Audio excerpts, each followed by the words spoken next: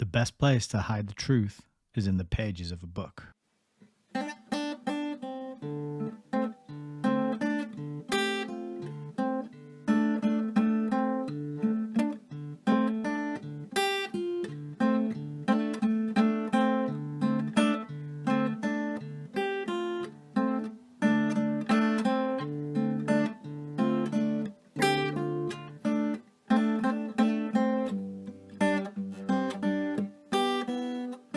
Maybe we should just read.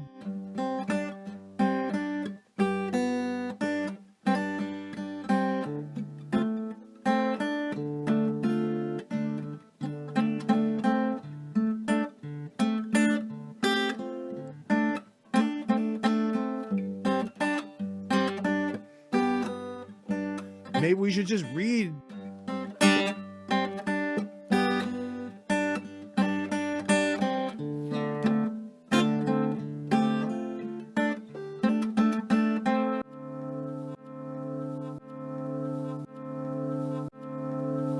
Welcome to Hayes Reviews. Well, good evening. Hello, everybody. This is Nick. Welcome back to another episode of Hayes Reviews. We're going to be live streaming another live reading, continuing with Between Two Ages by Zbigniew Brzezinski. It's very good indeed to be back with you tonight and continuing our journey. This is a pretty fascinating book. I just moved things around unnecessarily there on the screen. Hang on, let me get this at least looking relatively presentable. And this is part 14. It's taken us a while to get through this unassuming little paperback book, but there is a lot in it. There's a lot to talk about. There's a lot to learn. And I think going through it slowly and gradually is the way to get the most out of it. It's kind of like chewing your food properly. I didn't know until I was almost 30 years old that you're supposed to chew your food quite thoroughly before swallowing it.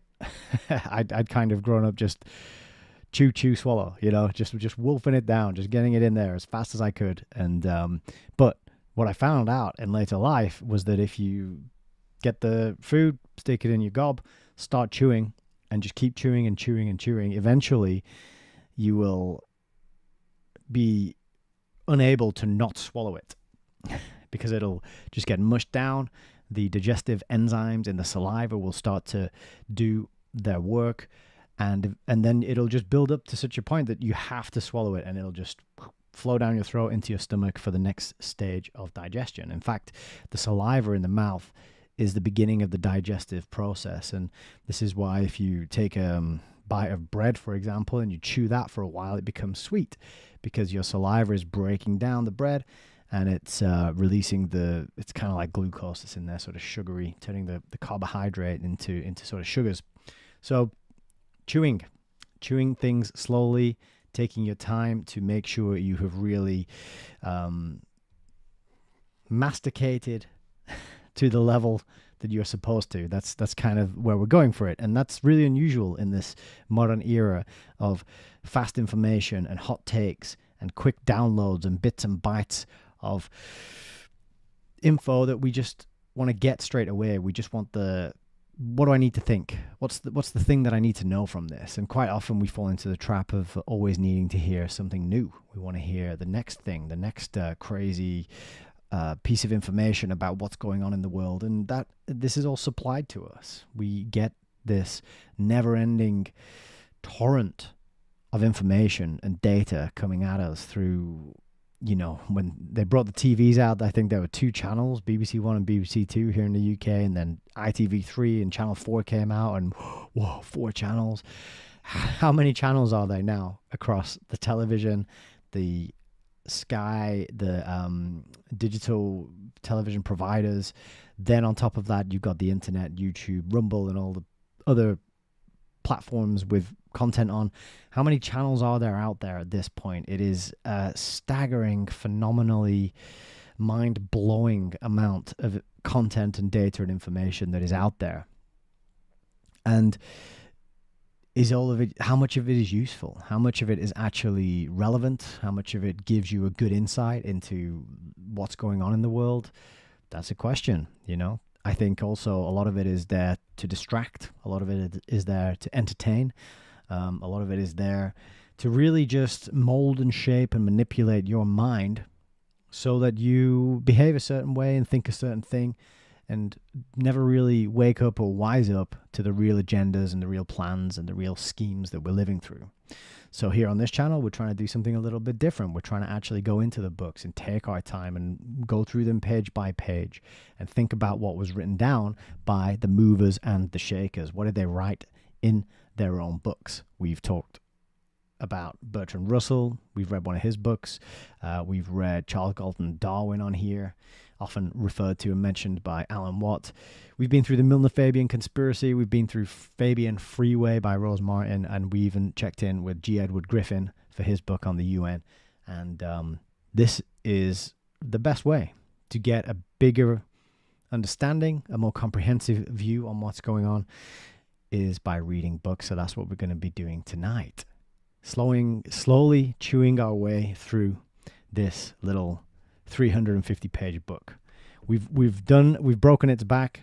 We're on page 222, and we're into the fourth part of the book. Then we're going to have a final fifth part, and then we're going to be finished and moving on to the next one. And it's been good. I think this series of live streams has had more technical interference and problems than any of the others, and I've been rejigging things and moving them around a bit and reworking the way I do things on top of that. So it hasn't been the smoothest, but I think we've got a lot out of reading Zbigniew, as I've been wanting to mush his names together and call him sort of automatically when my lips struggle to get around the difficult pronunciation of his Polish name. We got a lot out of it. It's quite a revelatory book. The most recent section we read was called The Futility of Politics, a very good section to quote and tell your voting family members and friends about, perhaps. That here you have the National Security Advisor to a United States president telling you that politics is futile. What he talked about as well in this last section of the book was how the advancements in technology, what he called America's third revolution, have really taken things into a new phase.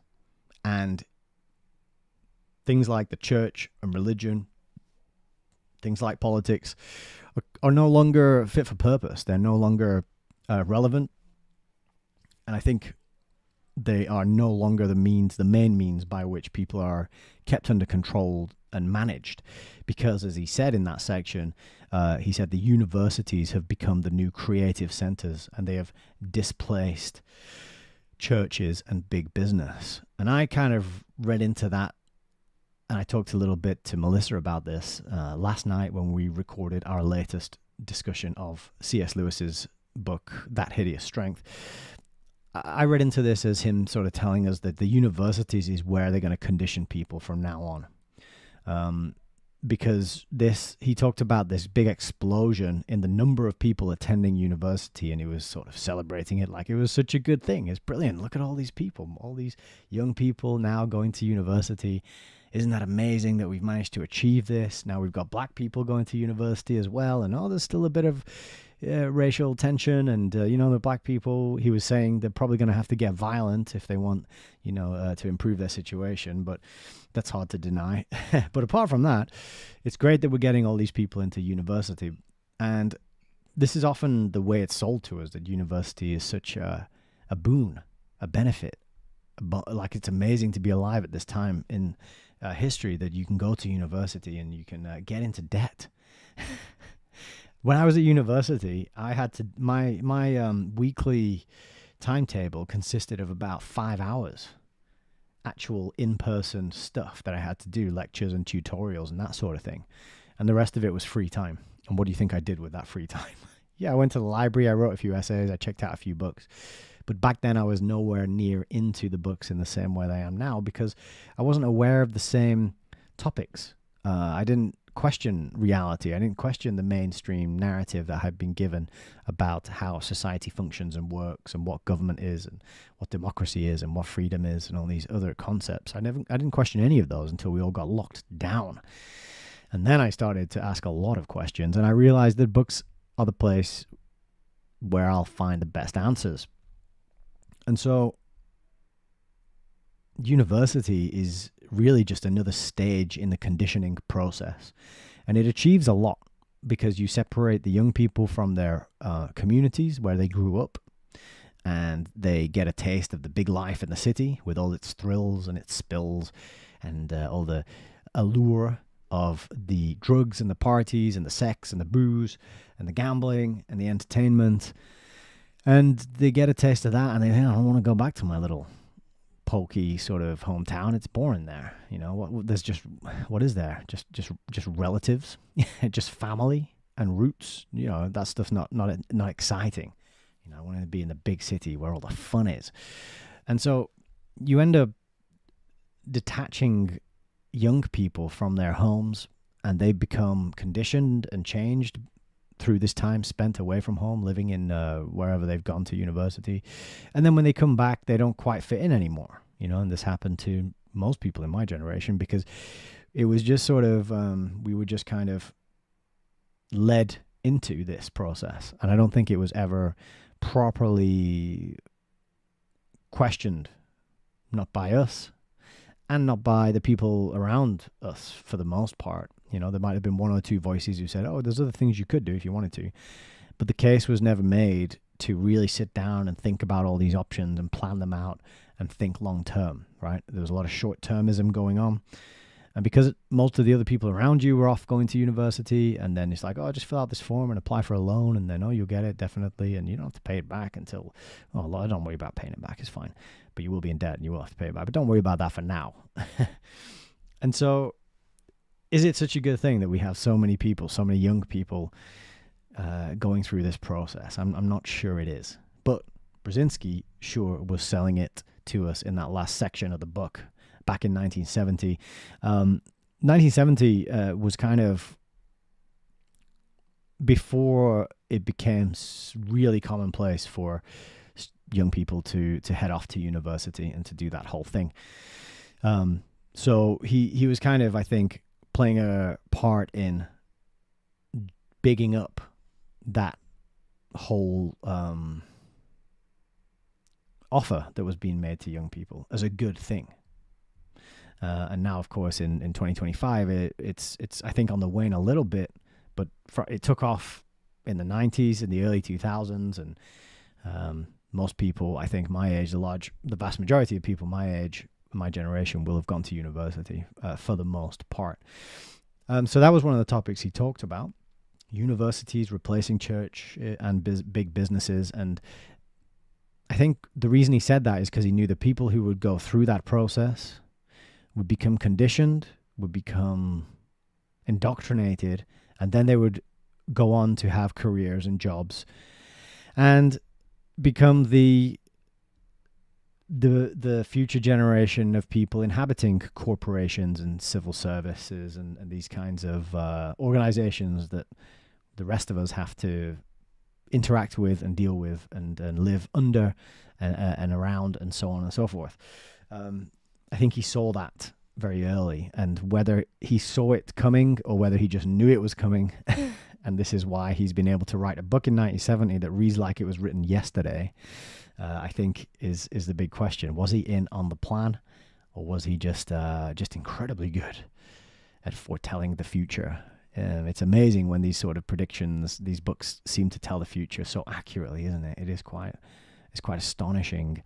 But he was close to the circles of power, as we know. He was very high up in universities. He was working in the United States government after he wrote this book. And what he tells us in this book, he gives us a real insight into the mind of a master geopolitical strategist, right? And this is what he's all about: analysis and strategy and wargaming and thinking up scenarios. And he seems to me to be the kind of person who's outside, above and beyond all the little systems that we fight about and argue about, the dialectic two-party us versus them, divide and conquer that many people think is really important. It's very important which political team you vote for example. This guy, he's above and beyond that, and he's writing books telling you that politics is futile. But how many people are reading these books and taking it seriously? This is the question. So this last section of the book we read last week, The Third American Revolution, pretty interesting. Lots of interesting quotes there. The uncertainty of progress was a good section. And the futility of politics, there it is. That was the last section we read before we wrapped up the reading. Massive footnotes in there with tiny writing. So it did take us quite a while to get through 20 or so pages of that. But it was definitely worth it. He also talked about here, he gave us this fantastic summary of the presidential candidates in the 1968 presidential contest. And it's a paragraph. It's only a paragraph long, but he describes all the different candidates. He describes the way they spoke, and he tells us that he doesn't say this, but the message I got was he's showing us how each one was tailored to a different demographic and a different voting block and group. The idea that your heroes are always provided.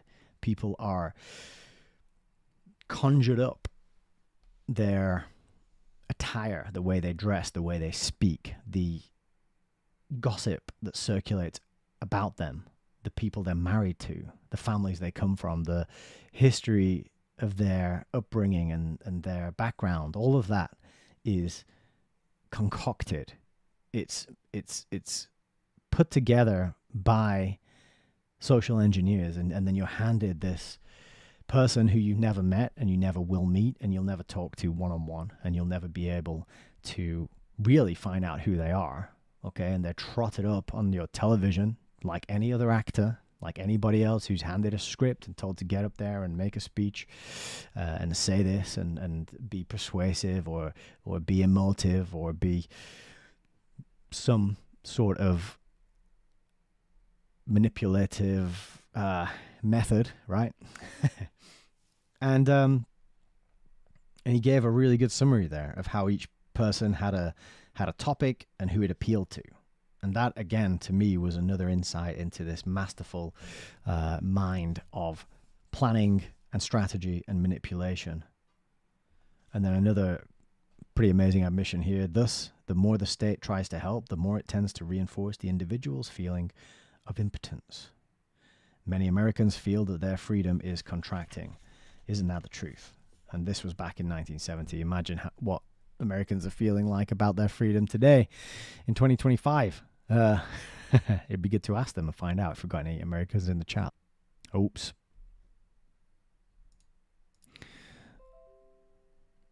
Sorry about that. Bit of a glitch there. That was my fault. We should be coming back very soon, though. Looks like we're still live. Yeah. Sorry about that, everybody. Oh dear, it's not very stable. It should be stable from now on.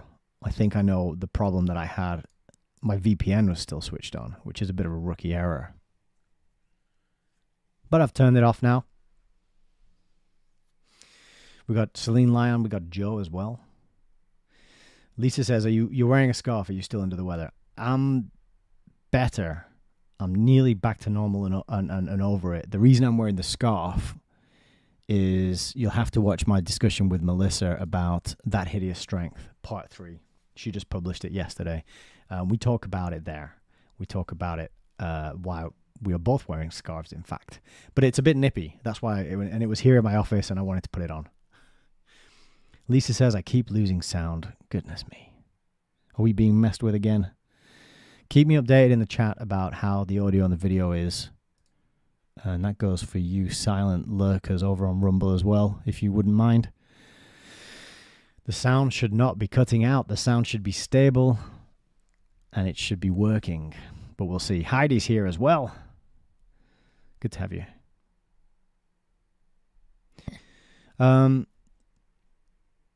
So yeah, keep me updated on the video, on the audio. That would be grand. Thank you very much. So I am feeling better. I got sick during last week's stream, I started to have to blow my nose. I was like muting and blowing my nose off camera, and it started to set in.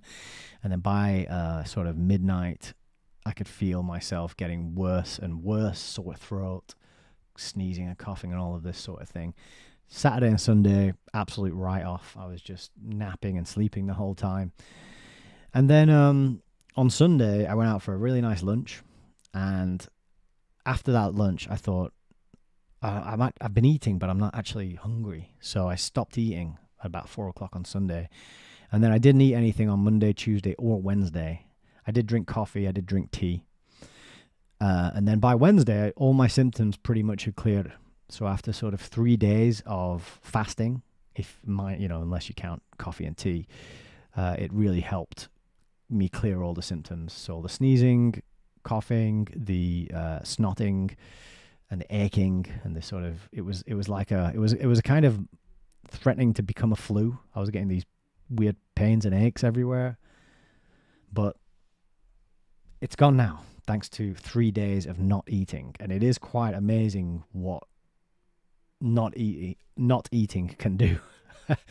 So I think I will be doing more fasting. Heidi says fasting is really healing. Yeah, I have to agree. I do have to agree. My mind got clearer. I felt my emotions were more leveled out and regulated. I felt more optimistic, grounded. I felt like my sense of purpose and what I wanted to do was a bit clearer. I wasn't getting so bogged down and with overwhelm and these sort of negative and anxiety, which sometimes creeps up on me when I have a lot to do and think about. So it was quite amazing through the whole process. And I didn't get hungry in those 3 days at all. Not until Wednesday. I did the book club meetings Tuesday night and Wednesday night, and then Wednesday kind of 10, 11 p.m.-ish was when the hunger really kicked in. I just had something to eat. And I probably ate a little bit too much, and I probably overdid it. So I need to learn a little more about how to reintroduce food back into my system once I've had a break, because I think I went a bit overboard. But I didn't eat anything too grotesque or gruesome or terrible for my health. I took it. I was pretty sensible. But overall, I would give it 10 out of 10 for the 3-day fast. It's the first time I've ever done a fast that long. I've done like a day here and there before, but 3 days, and it was just me listening to my body, and I was just thinking, I'm just not hungry. I'm not craving any food. I'm not hungry for anything. I have no sensation in my stomach telling me I'm hungry, so I'm just not going to eat until I'm hungry. And people were getting worried about me, like, why have you not eaten? You need to eat something. You have to eat something. And they get stressed when you don't eat anything. And I was just saying, well, if I'm not hungry, I'm not going to eat. And when I am hungry, I will eat. And so stop worrying. So I recommend fasting, definitely, if you want to give your body an opportunity to heal and fix and repair. When you're constantly digesting food, you're using up resources that your body would use to do other things. And so give it a break, give it a rest, give your digestion some time off, and let your body do some healing. Doris says, and this is funny you say this, eggs always good for breaking a fast. Well, on Wednesday, eggs were the only thing that I felt like I wanted to eat. And I was going through all these different things, and we've got some nice bakeries near us and nice cafes and whatnot. And I'm thinking, oh, I could get this, could get that, break my fast with something special. But the only thing that I actually felt like tempted to eat was eggs, and I said that to my wife. So what I did in the end, I broke it with some beef mince and fried eggs and a little bit of red Leicester cheese grated on top. But I think there was too much fat in it, and it just went straight through me, like nothing else. So yeah. And Lisa's saying, yeah, there was a 3-day fast, and it happened to be, I did the fast on the same dates as the 3-day fast that you did as well. So I recommend it. It's healing. It's healthy. It's good for you. You're not really designed to just be shoveling food in your face 3 times a day, 3 square meals and all that stuff. But it also depends on everybody's unique circumstances. If you're very active, if you're moving around all the time, you got to job where you need to be lifting things or digging holes or doing something that requires physical exertion, then you're going to need more energy. But fasting is still good for you. I know a guy, a year ago on New Year, he decided he was too overweight and he didn't like his physique. And so he started to do something about it, and he hit the gym fairly severely. I mean, he was going every day, sometimes twice a day. Over this last year, that's what he's been doing. And he is absolutely, and then he got into fasting. And so he's been doing these fasts, and they're like, let me think, how long have these fasts been? I'm going to show you this guy because it is absolutely nuts what he's been able to do. Just looking at his before and after picture now, and it's crazy. But he does these fasts. And these fasts are like sometimes 2 weeks long, a week and a half or 2 weeks. Look at this. And so this started in, 7 months he did this. 7 months. 10% body fat. Well, 14% body fat achieved, and he's going for 10%. But he's always putting up these countdowns of his fasts, and they go 2 weeks sometimes. And I think it is mind blowing. Fasting is extremely good for your health. That is the bottom line. That's what I'm trying to communicate to you. And I did a 3-day fast, and I'm already sort of excited and looking forward to the next one. I'm like, I want to do that again. And it was so beneficial to the point where during the fast, I was thinking, I actually prefer being fasted than, I don't want to break the fast because I like how I feel while fasted. You know what I mean? I was like, I like the benefits that I'm having here, and that I don't want to lose those by going to eat something. So anyway, I'm feeling better. Thank you very much for asking. And that is how I did it. I didn't take any medicine. I started drinking 1 squeezed lemon every morning in warm water with a dash of salt first thing as soon as I wake up. So I got a bit of vitamin C there. That I also started doing that as well. I'm going to continue doing that, actually. It's a nice way to start the day, I think. So that's me. That's what I've been up to. How are you all doing? I hope you've all been having a good week. What else have I got to tell you? I do have something else to tell you as well, actually. See if I can pull this up very quickly. We now have a Haze Reviews podcast. Yes. And I've used a free website called rss.com. And rss.com, they tell me that this has gone out to quite a bunch of places. And so here it is. It's the Haze Reviews podcast. And what I'm doing for now is I'm just uploading Fabian Freeway, my reading of the Fabian Freeway book.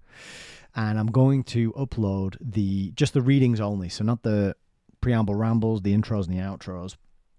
It'll be just the part of the live stream where I read from the book. So it'll have my comments interspersed in the reading. But it's just that. So it's a little shorter than the live streams, but it is basically just the live stream audio with a nice intro, a nice little bit of musical intro and outro added to it. But they're going to be published weekly from now on. So part 1, Fabian Freeway, is up. I don't know if I play this, if you'll be able to hear it. Let's see. Wait. No. You won't be able to hear it because I have to click this first.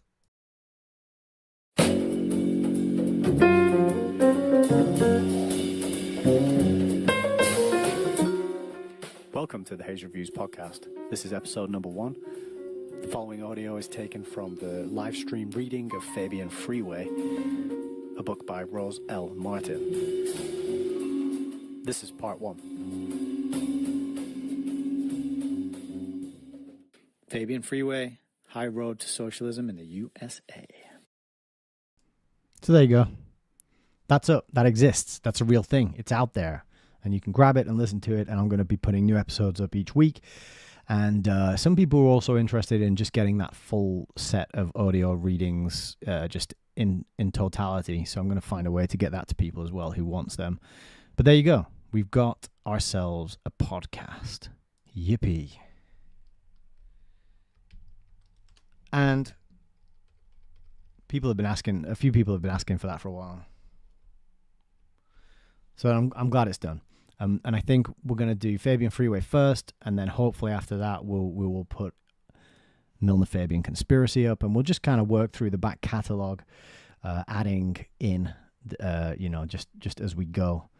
And then I'll also figure out a way to get the chopped up audio to people as well, just because I know not everybody's likes coming to YouTube, and not everybody is so interested in the intros and the outros and whatnot. But there you go. It's there. It exists. It's a real thing. Hayes Reviews. You should be able to find it on Spotify, iTunes. But that link there that I just showed you has the RSS feed that you can copy and post that into your preferred podcast player, and then it'll start giving you the new episodes as I upload them. So that link I have put in the chats for you, the rss.com link. Just click that, go to the RSS feed, and away you are. There you can enjoy reviewing Fabian Freeway. Speaking of Rosal Martin, I got another Rosal Martin book this week. Yippee. This book is called The Selling of America. And it's signed, which is pretty cool. And it's quite cheap, actually. It's not ridiculously priced like Fabian Freeway. But I think it has a similar sort of focus. Where's the contents? Here we are. Focusing on sort of the left and socialism for millionaires, welfare international. But if this is anything like the Fabian Freeway, I think it's going to be a really excellent book. Oh yeah, so check this out in the appendix. I had to flick through this, and something quite curious. So we got here United States Bilderberg participants, and whether or not they're in the Council on Foreign Relations, and which years they attended the Bilderberg meetings. Pretty good, eh? There's European Bilderberg participants as well. So you can see Chairman, His Royal Highness Prince Bernhard of the Netherlands. He went to the Bilderberg meetings in 55, 57, 63, 64, 66, 67, 68. And these the source for these tables is the Congressional Record. The U.S. Congressional Record, European Bilderberg participants. So that's pretty cool. That goes on for quite a while. And the Bilderberg meetings and which ones they attended.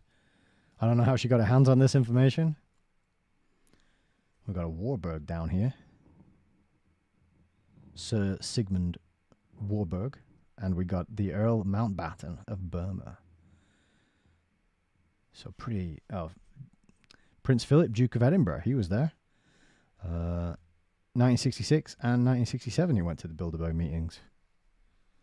So, pretty cool, eh? Yeah, plenty of that. Then, what else we got? We got a really nice bibliography, which I'm not going to go through page for page right now, am I? Because it's massive. But there was some really good stuff in this bibliography.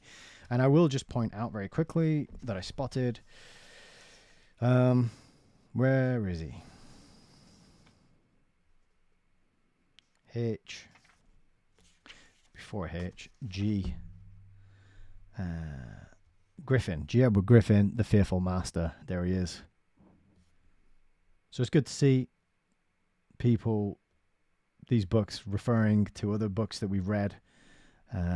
Bibliographies, they're some of the most valuable things you can get in books. The text is one thing, and the arguments and the evidence and the narratives and all that stuff. But the bibliographies, I mean, can be worth it on their own. So there you go, another piece of treasure, a Rose Martin book, The Selling of America. So I have 2 out of her 3 books now. She has a third one. Can't remember the title of it off the top of my head. But there you go. That arrived for me this week. Very happy to have hold of that. But we're not here to talk about Roselle Martin and Fabian socialism. We're here to talk about Zbigniew Brzezinski and his book Between Two Ages. So we will get into that right away, I think. Yeah, I don't think I have anything else to recap. Let's have a look very quickly. The Third American Revolution. He was talking largely about how technology and data collection and engineering would lead to this new phase, the third revolution, because America would not be producing anything. It wouldn't be industrial anymore. It wouldn't have factories where it made things. It would be a kind of data, not a data economy, but it would be fashioned and created by knowledge workers. Really, is what he was saying. A new class, right? Technology has created a new class, the engineer and the technician. So I just said technocrats because I felt like that's really what he was talking about. And he was just sort of saying that this is what's happening now. This is the new phase that American society is going into, and whether you like it or not, there's not a lot you can do about it. Because your federal government, he says, is sponsoring scientific investigation. So it's been decided by the people at the top who make these decisions that this would be the next phase. And so when all the jobs disappear because they get offshored to other places, and when the churches are infiltrated and subverted from within and made very unpleasant places to be, and when there's the prices go up and the food is expensive and the fuel is expensive and there aren't that many opportunities around, and the young people who are who are being shipped off to university are being churned up and churned out without any real life skills or without any real investment in their culture and their history and their hometowns and their communities in which they were raised. You're going to end up in this situation of flux, and it's going to become quite unpleasant. He said he didn't use the word unpleasant. He used a different word. But he said it would lead to destabilization. I think that was the word he used. Can't find it right now. But yeah, I think that's what he said. Destabilization would be coming. So the next section we're going to be looking at today is the new left reaction. So you remember that Zbigniew Brzezinski is a Marxist. He's very keen on Marxism.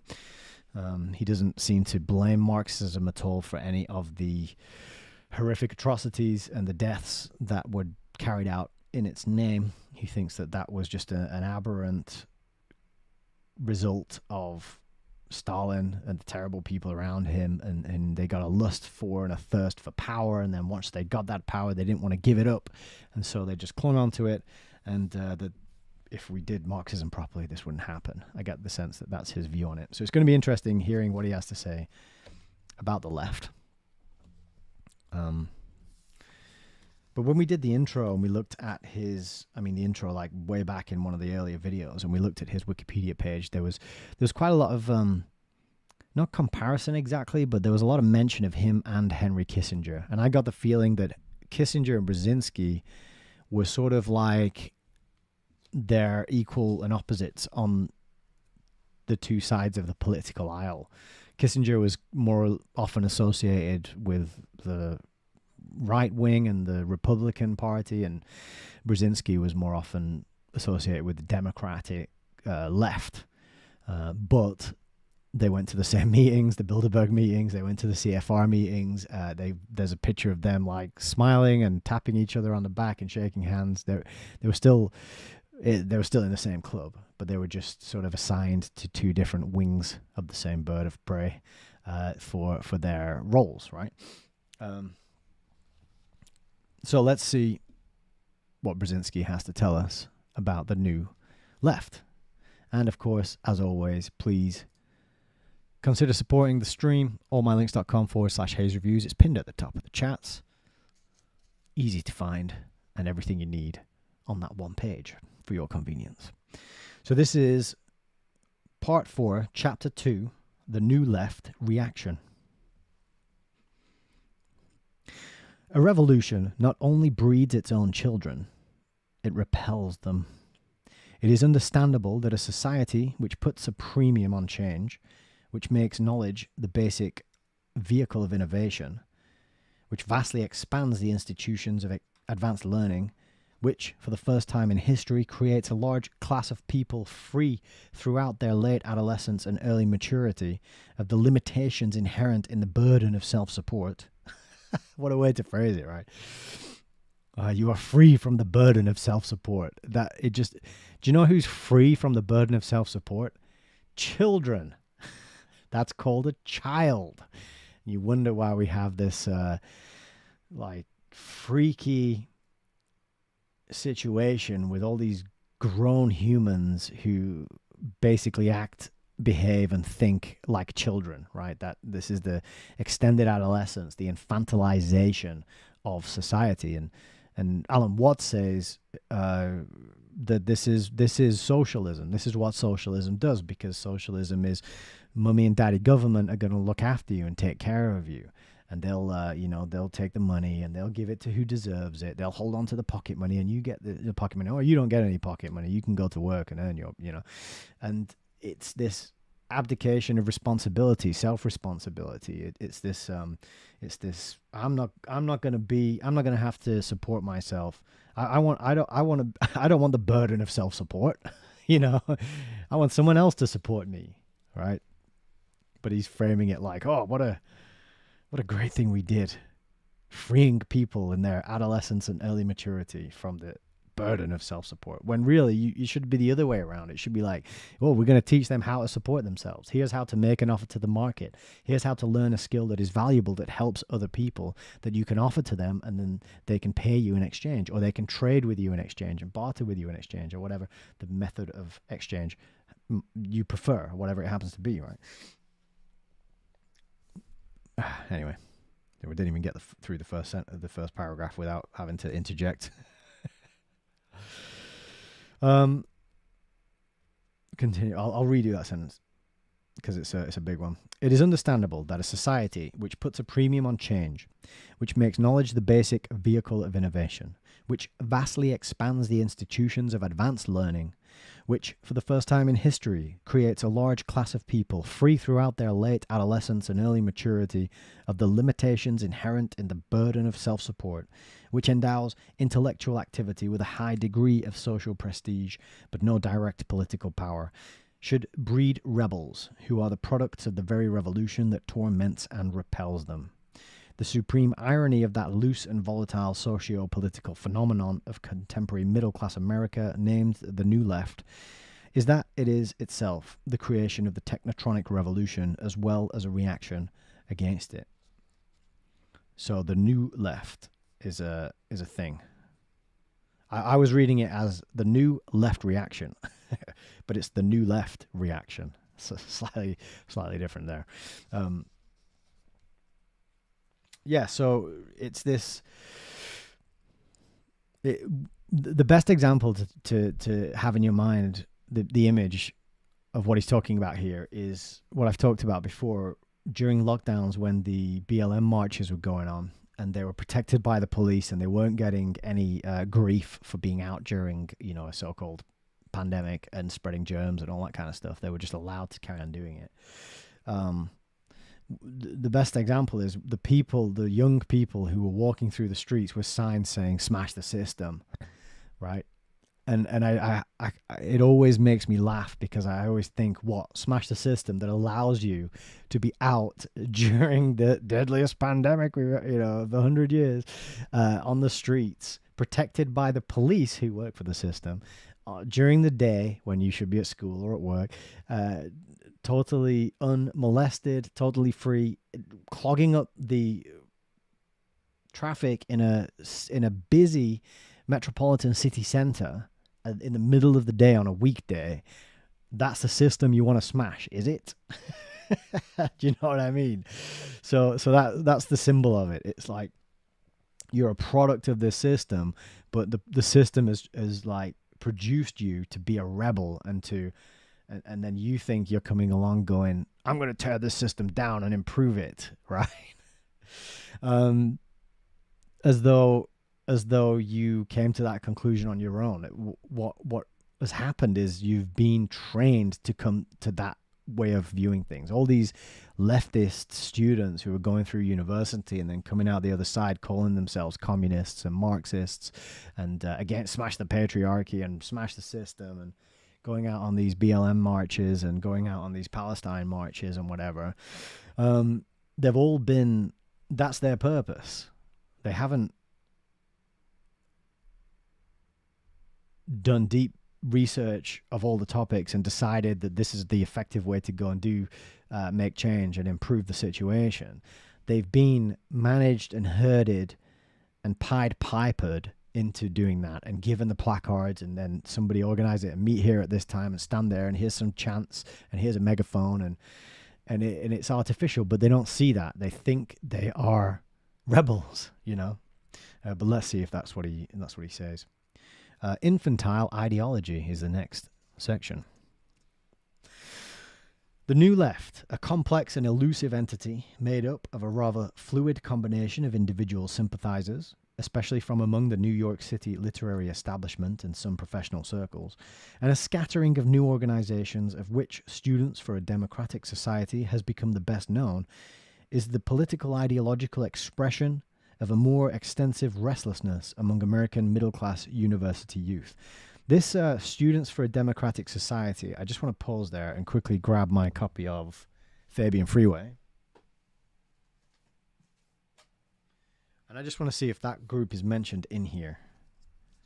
Because one of the things that happened is the socialists, the Fabian socialists, when all the atrocities of the USSR came to light, they did a rebranding of themselves, and they started to talk about democracy instead of socialism. And they had the League for Industrial Democracy. That was one of the groups. And I just want to see if this group was mentioned as well. I have a feeling it might have been, but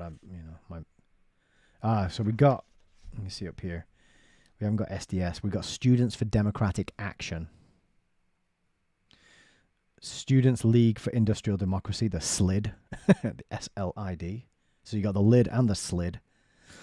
Yeah, things are definitely sliding since all this socialism stuff has been rolled out. But we don't have any students. What was it? We don't have an SDS in here.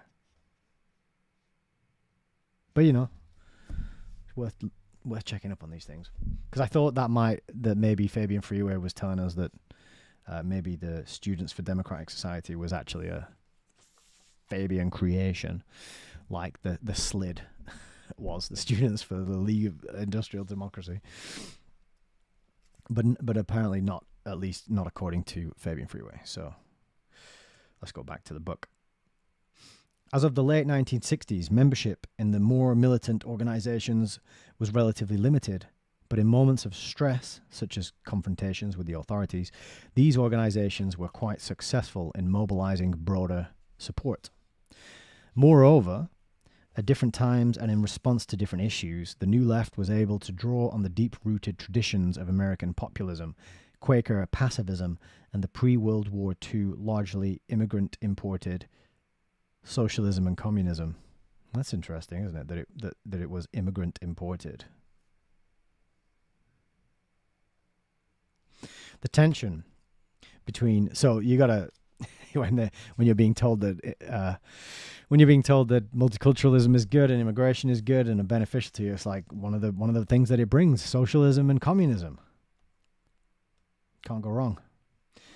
But continuing, the tension between generations, as well as a widespread, though passive, alienation, also prompted expressions of solidarity, which occasionally created the impression of youth's massive identification with the goals of the more militant New Left. There's a footnote down here which says, it should be noted that the number of students participating in the more overt manifestations of militancy and strife was relatively limited. In the period October 1967 to May 1969, 1/5 of the eruptions took place on 6 major campuses. Berkeley, San Francisco State, Columbia, Harvard, University of Wisconsin, and Cornell. Of the nation's 2,374 colleges, there were outbreaks on only 211 campuses. And in a total of 474 such confrontations with authority, 6,158 arrests were made. Dues-paying members of the SDS were estimated at about 6,000, those vaguely sympathetic to some New Left appeals at about 700,000. The total number of students, about 7 million. The number of SDS activists was estimated in early 1969 as ranging between 70 and 100,000. So that's, again, the parallel with the modern world where students are radicalized and they're told the system that you've been born into that has allowed you to shirk the burden of self-support right up into your 20s needs is responsible for all the evils in the world. This capitalist system, this patriarchy run by the evil capitalist white man is responsible for all the problems in the world, like slavery and exploitation and pollution and global climate warming change probably, and we need to smash it up and tear it down, right? And they get indoctrinated with this, they get radicalized, they get groomed basically, and then they get used because all that energy gets funneled and channeled into changing the system, but they don't know that next change, that next step is planned, and then they're just being used to facilitate the transition and the progression to the next step. And I think this is what's meant by progress when we see it written down by these elite writers and thinkers, and they talk about progress, the price of progress. And there was a section in here called the thrust of progress, the uncertainty of progress. Where was it? The other one, the pace and thrust of progress.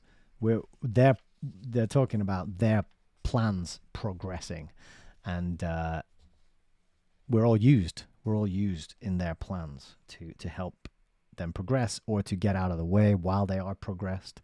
And the young people especially because they don't know any better. They don't have life experience.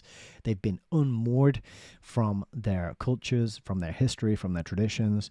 They've been separated from the elders in their family who they're trained to think of as just doddering old-fashioned fools who are probably racist and bigoted and don't know nothing because they don't have a Facebook account and they can't use Google. And so they don't listen to them. They don't listen to the wisdom that they've amassed and accrued over a lifetime of living. And they think that they're university professors who are paid by God knows who, nobody knows who, and all the relativism that they get, and living in a HMO and doing drugs and partying at the weekend, drinking cheap alcohol and getting discounts for the high street shops, which is what you get when you're a student in England. You get student discounts. They think that they're wiser and smarter and more attuned to reality because they've been given this opportunity to shirk the burden of self-support up until their early 20s and beyond in some cases, if you go and do further, like a master's or whatever. So it's a mess. But this is why you young people are so useful to the elite, and that's why they can be radicalized and they can be turned and used and militarized. And this is what was happening in the 70s, and this is what's still happening 55 years later. But let's go back to the text. The outer boundaries of the New Left are therefore imprecise. I take the outer boundaries to mean like the extreme left, because the extreme left doesn't exist. Do you know what I mean? Like, you never hear about it. It's always, the threats are always the far right and the extreme right and the extremist far right. These nationalists, these nationalists who want to protect our country and put the ethnic native peoples of our country first. They're the extremists. And then you're like, well, what about the extreme left? And they're just like, what? That's not a thing. Don't what? And there's no extreme left in the dialogue in the conversation, right? And then you say, well, the extreme left happened in communist Russia, right? When the Bolsheviks took over. That's what happens under the extreme left. And like, oh, no, that was just, they did Marxism wrong. That's all, don't worry about that. So I feel like that's what he's talking about here. He's like, the outer boundaries of the new left are imprecise. It's like, no, they're pretty precise at this point in 1970. The outer boundary is massive amounts, millions starved to death and murdered, right? That's the outer boundary there. Continuing. At one time or another, essentially reformist members of the political establishment, such as Robert Kennedy and Eugene McCarthy, were able to siphon off a great deal of the volatile youthful support that otherwise was attracted by the more extreme tendencies of the New Left. The New Left itself, however, tended to be more militant in its rhetoric, more sectarian in its organization, more intellectually and generationally exclusive than the broader coalition endeavoring to forge the new politics in America. The key difference, however, was the New Left's militancy, a militancy derived from the belief that reforms will no longer suffice. That's it. We signed the petitions and we marched in the streets and you didn't listen to us, so the only thing left is militancy, which is just code word for violence, thuggery, brutality. Continuing. It has often been said that the rather sporadic identification of broad segments of youth with the militant New Left reflected the more intense idealism and social consciousness of the current college generation, impatient with the crass materialism of its society and distressed by the political system's delay in moving against social injustice. See, so the social justice warriors, that was still a thing back in the 60s and 70s. Don't think it's not a new thing. It was going on back then. The same play, the same move in the game, right? If you think of the chessboard, the black and the white, managing both sides, playing one against the other, it's a strategy, it's a technique. Continuing. This is doubtless so. The young have been active in the struggle for racial equality. They responded initially with enthusiasm to the call of global service in the ranks of the Peace Corps. They have flocked into the ranks of the many domestic efforts to mount a struggle against urban poverty and ignorance. It's equally true that the established system did not fully tap that idealism. The idealism of the young required a sense of deliberate national effort in order to give it fulfillment, and it was not to the young alone that this effort seemed to be lacking. Cumulatively, the resulting frustrations created an intense alienation, first from the political system and then from the socio-economic system as a whole. Both were denied moral legitimacy, and the combination of frustrated idealism and historical uncertainty created propitious circumstances for appeals based on passion and a desire for a simple dichotomic, or dichotomic? I don't even know. I'm going to go with dichotomy I'm going to go with dichotomic formula. It just means two sides. Dichotomy. Major catalysts for youthful disillusionment with liberal democracy's determination and capacity to cope with either its old or its new problems were provided by the Vietnam War and the white majority's indifference to the black man's quest for equality. Both reinforced the... Well, hang on a second. Wasn't it like... wasn't it white people, a bunch of white British sea captains who initiated the abolition of slavery here in England, right? The white majority's indifference. Like, that's racist to me. To say that the white majority are indifferent to black man's quest for equality, like, that's quite a racist statement. If it was the other way around, the black majority's indifference to the white man's whatever, you'd be like, you can't say that. It's racist. You can't say all black people think ... But it's fine to say all white people think ... Right? Can't be racist against white people. Both reinforced the argument that the existing system was preoccupied with self-preservation and not with change, and that federal funds were readily available for remote causes, but not for curing America's immediate ills. Both also provided the young with convenient rationalizations for failing to come to grips with the intellectual complexity of our time and for turning their backs on the difficult and inescapably slow task of social renewal. The same kind of self-serving intellectual rationalization for the more immediately convenient and emotionally gratifying posture of complete negation also plays a part in the broader student malaise, which the more militant New Left has been exploiting. Explanatory theories of student militancy have typically placed major emphasis on the psychological dimension of the crisis of values in contemporary America, on the stifling of the genuine idealism of the activists. For example, Robert Liebert has cogently argued that, quote, it is necessary to understand the lives of the participants in student militancy in a psycho-historical context. The result is a sense of the tenuousness of life which is manifested more profoundly in its unconscious aspects. More specifically, it has provided them with a sense of urgency to effect change so that life can go on. Similarly, Kenneth Keniston, that doesn't even sound like a real name, does it? Kenneth Keniston, his parents were having a laugh when they named him, has stressed that in rejecting the existing society, the student is expressing, quote, a revulsion against the notion of quantity, particularly economic quantity and materialism, and a turn towards concepts of quality. Another goal of the new revolution involves a revolt against uniformity, equalization, standardization, and homogenization. Student participate. The thing is that what he's doing here, though, Brzezinski, he's talking about this like it organically happened.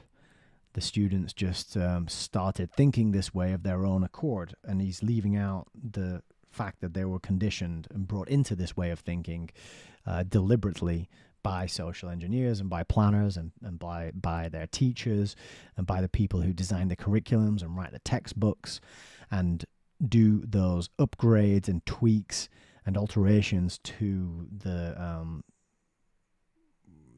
to what is taught in schools and universities. Okay, so that part of it is just leaving out conveniently. Continuing, student participants have also tended to stress the psychological dimension. Mark Gerzen's The Whole World is Watching, a sympathetic account by a young Harvard undergraduate, put primary stress on the psychological aspect, noting that at both Harvard and Berkeley, quote, the psychiatric units at the health services of the two universities, normally quite busy, found that the number of students coming in for psychiatric help declined dramatically during the period of concerted political action. The students, it must be concluded, found an external outlet for their intense concern and so were less caged in their own minds. Like, you see, the only reason that these students had this intense concern and nowhere to put it was because they'd been liberated from the burden of having to work. The burden of self-support, right? They've been liberated from that burden of self-support. If they were having to go to work and be useful and pay bills and raise children and do all that stuff, they wouldn't have been sitting around going, oh, the world's so terrible. What can we do about it? I need to go and talk to my counselor. I feel so depressed, right? I'm not saying it's like a good thing or a better thing that you have to be a beast of burden to work to pay your taxes and to pay for things, because we're in the moneyed system and money is manipulated, and that is what keeps people in slavery. But what I'm saying is, if you have nothing to do with your time and you're just sitting around thinking, you do tend to get depressed, right? You need purpose. You need you need something to do each day. You need a project to be working on. You need something that's meaningful, that gives you that lights your soul, that gets your creative juices flowing, that you care about, that you would do whether or not you were getting paid for it. You know, like I do this even though I don't get paid for it, because it needs to be done and I love doing it and it's a passion of mine, and I really care about what I'm doing here. And this, you know, I could do this every single night. I would love to do this every single night, but without, if you're just sitting around not doing anything and you don't have a purpose or a project or a meaningful endeavor to invest your time in, then you are going to get depressed, and you're going to need to go and see your psychiatrist, your campus psychiatrist, and get your I don't know, your Valium or whatever it is they were doling out at this time. So that's how, you know, that's part of the technique of radicalizing the youth the ute, right? You funnel them into this meaningless experience at university, and it's meaningless, and it's not. Like, I literally fell into this trap in my third year at university. I dropped out because I just suddenly had this crisis of like, what am I doing? What am I doing with my life? I'm just sitting around reading poetry and writing essays about poetry. Like, for what? What's the purpose? Where's this going? Why am I doing that? I had this big crisis and I just had to quit, and I dropped out, and then I went back and finished. But what gave me meaning at that time was taking a job in care work, working with disabled people, and meeting all manner of characters and people who had all sorts of different experience, like conditions and disabilities. And that was a really meaningful job to me because I was helping real people who needed help, And so once I had that in place, I had a bit of meaning in my life. I had a bit of a purpose, and I was earning a little bit of money. And then I could go back and do the, reading the poetry and writing the essays about the poetry and whatever it was that I was spending my time on at university. So I literally went through this process myself. But my point is that is created for that reason, so that people will have these crises. This is meaningless. This is pointless. I need something meaningful. And they're standing there going, hey, well, have you considered joining Black Lives Matter? Have you considered joining Just Stop Oil? And they're there ready to fill that gap that has been artificially created by taking young people out of their communities, training them to not care about their elders and be invested in their families and where they're from and their cultural roots, right? You're cutting them adrift, and then when they realize, oh, my life's meaningless and I'm really sad, you step in with like, oh, have you tried gluing yourself to a pavement in the middle of London to protest the use of fossil fuels? So yeah, I don't know. It's kind of obvious when you think about it and actually stop to just look at it, isn't it? But he's telling you here in this book back in 1970 that this is how it's done. Okay, anyway, let's go back to the text. We're here. This did not mean that their personal problems were solved. They were, however, sublimated in something beyond the student. Gerson also cited data showing that both militancy and drug taking were more prevalent among students in the soft sciences, who were more preoccupied with the habit of self-analysis and less prepared for active participation in the more scientifically oriented society. And for what it's worth, that's footnote 33, which I'm not going to look up. There is doubtless much merit in this psychological interpretation of student militancy. The existing system, and especially the emerging system, puts so extensive a premium on individual competition that anxiety is generated early in life. Part of the rebellion against authority in education can be attributed to the understandable desire of the young to get away from a competitive structure in which success or failure at so early an age has such potentially lasting consequences. At the same time, the weakening of the family structure, done deliberately and on purpose, creates pressures for compensatory sources of psychological reassurance, and peer groups become important in setting patterns of behavior and proclaimed belief. So he's telling you some truths, leaving other stuff out. The thing about competitiveness, that just needs to come, like healthy competition, and not being scared of losing and not shaming the people who don't come first. That's something you have to give to people when they're young. That's like something that you would expect schooling to provide, a place for healthy competition to take place, but that's kind of been removed now, I think, if I'm not mistaken. In this day and age, it's all about like, everybody's a winner. You participated. You get a trophy for participating. And nobody's allowed to come first anymore. It's just it's been softened to such a degree that people don't compete. Because the thing about competition is the people who take it seriously get better. And it drives improvement in performance, and it drives honing of skills. and they don't want that. They don't want skilled people who are go-getting and hardworking and willing to put in the sacrifice needed to make something happen for themselves. They don't want that. They just want people who are sort of wishy-washy and who expect a pat on the head just for, getting out of bed and brushing their teeth. And then also what he's telling you here about the family structure being weakened and the peer groups becoming more important by design. Like he said in the previous section, the university has replaced the church and it's replaced the big business. I mean, I think it's replaced everything really in the lives of young people, and because all they think about and look forward to is getting to university, and then they get that freedom from their parents, and they're not in the home anymore, and suddenly they're in this. In many cases, if you go into a dormitory, you're in this big building full of lots of other children who have only just come out from living under their parents' watchful eye, and they've got hormones raging through them, and they have unprecedented access to discount alcohol and drugs, and it's like, it is a pretty amazing method for just ruining young people.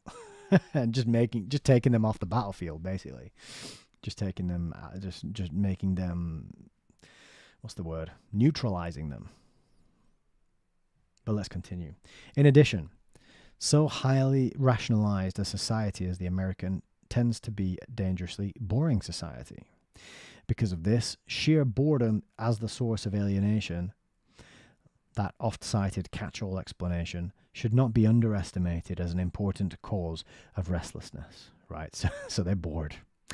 In our society, I mean, again, if you're free from the burden of self-support, you're going to be bored. You got nothing to do. You got no meaning. You got no project. You got no creative output. It's artificially inculcated boredom, right? The circumstance has been created by design to create this boredom. In our society, the excitement of the unexpected, the invigorating state of mind produced by shifts in pleasure, pain, tranquility, and anxiety are largely missing. Underlying the rewards of being a cog in the wheel can be a sense of boredom and thinness of self. To escape from it into a revolutionary happening can be freedom, and endless discussions exalting one's personal refusal to participate in the automated society, the gadget economy, and corrupting affluence become a form of group therapy. Now that's true as well. When you do get together with the like minds, and this was happening all the way through Big C, when groups would find each other and meet up, and I went to a few of these meetups as well, it tended to become group therapy, and it was very valuable though.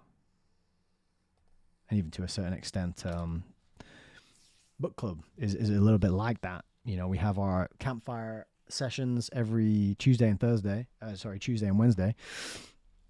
and there's no plan for that. There's no agenda. We just talk and we see what comes up and what we want to discuss, and it's a space for people to have that group therapy experience where you just connect with like minds and you can talk about whatever it is that you need to talk about in that space. So it is valuable, but it does happen, definitely.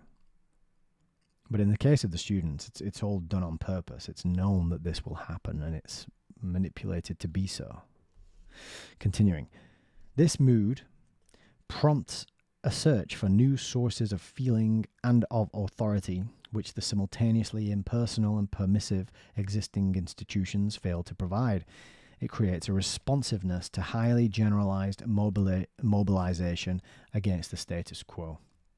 Paradoxically, the vaguer and more ambitious the demands, the closer and more rapidly narrowing the gap between the reality and hope. The little footnote here. Involved here was the general American tendency, perhaps the human tendency, to assume that if things are presently bad, they were once better, rather than realizing that they are likely to be considered bad precisely because they are getting better. And that is a quote from The Role of Student Subcultures, which looks to be from a magazine or a publication called The Record. You see the footnote there at the bottom if you want to grab that reference. Yeah, there's this idea that tearing down what you have because of its faults will just automatically, magically lead to something better. And it's definitely not the case at all, because these revolutions are controlled. They're planned ahead of time. You got the first global revolution. You got the third American revolution. You've got the fourth industrial revolution. So we've got the first, the third, and the fourth. We just need a second to get the whole bingo card there. These revolutions are planned because things need to change, because there's an agenda, there's a time frame, there's a deadline that needs to be met, and so these revolutions need to be planned.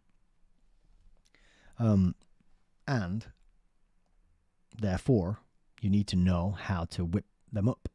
And really, he's just kind of giving you that playbook here, but he's disguising the fact that this is a playbook and this is done on purpose. He's sort of describing it as an organic, natural thing that just happens. Finally, continuing, there appears to be an element of uneasy guilt and self-gratification in the motivation of some of the alienated young people, and this factor should not be ignored. It is certainly easier to condemn the social system as a whole than to participate in VISTA programs or the Peace Corps. Condemning the latter as an extension of imperialism becomes a self-serving explanation. The militants' quote, deep dissatisfaction with themselves and their inner confusion is projected against the institutions of the university first, and against all institutions of society secondarily, which are blamed for their own inner weakness. This consideration is especially important in view of the economically secure, middle-class character of many of the youthful militants. Indeed, their self-indulgent lifestyle somewhat belies their professed anti-materialism, especially as their material existence tends to depend on the relatively generous support provided either by their parents or their colleges. Exactly. It's amazing, isn't it, that the parents have been conned to fund but we always pay for our own chains, don't we? As Alan Watts said so many times. But the parents pay for their children to go and be radicalized and taught and indoctrinated into this revolutionary way of thinking, to tear the system down, to bring in the next phase. And the parents are paying for that. And the students don't realize the irony of living off somebody else's hard work and complaining about that. What a terrible system we're in. When they're having this like comfortable materially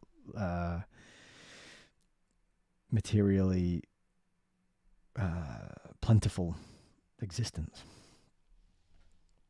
So back to the text. There are accordingly some analogies between the restless American middle-class student and the Latin American student rebels, who are generally drawn from the upper classes and similarly quite certain that given the social structure of their societies, they can count on a relatively successful and materially rewarding life, whatever the outcome of their studies. The outlook of alienated but idealistic young people, in contrast to that of the activist political ideology of the numerically much smaller New Left, can perhaps be characterized as ideological infantilism, relying on psychology as their intellectual source. They use the current political slogans of the adult world, freedom, equality, and so on, but act as if the world were a given constant. For example, in Gerzen's book, there is no discussion of how racial injustice can be eliminated, how the economy should create the needed wealth, or who should make the planes fly, the hospitals operate, the social system work. The book does, however, contain the usual emotional elements of an ideological system. The enemies are adults and technology, and the self-righteousness of the idealistic young is repeatedly stressed. The resulting doctrine is self-serving, since the tedious task of making society function is abandoned to others, and the future is left vague. That's it. I mean, that's such an important section. He really dropped a lot of truth there. What was it called again? Infantile ideology. But it's by design. That's the part of it that he's not telling you. Adam says, the irony is that the more you're educated, the more likely to be indoctrinated. Yeah, exactly. But they think the opposite. Yeah, you hit the nail on the head there. The more formal education you've been through, the more letters after your name, the more likely you are to be completely and totally brainwashed and full of indoctrination. All right, there's a footnote here. Let's go into that. He says, the psychological interpretation fits well some of the points made by Konrad Lorenz. Quote, during and shortly after puberty, human beings have an indubitable tendency to loosen their allegiance to all traditional rites and social norms of their culture, allowing conceptual thought to cast doubt on their value and to look around for new and perhaps more worthy ideals. There probably is, at that time of life, a definite sensitive period for a new object fixation, much as in the case of the object fixation found in animals and called imprinting. If, at that crucial time of life, old ideals prove fallacious under critical scrutiny and new ones fail to appear, the result is complete aimlessness, the utter boredom which characterizes the young delinquent.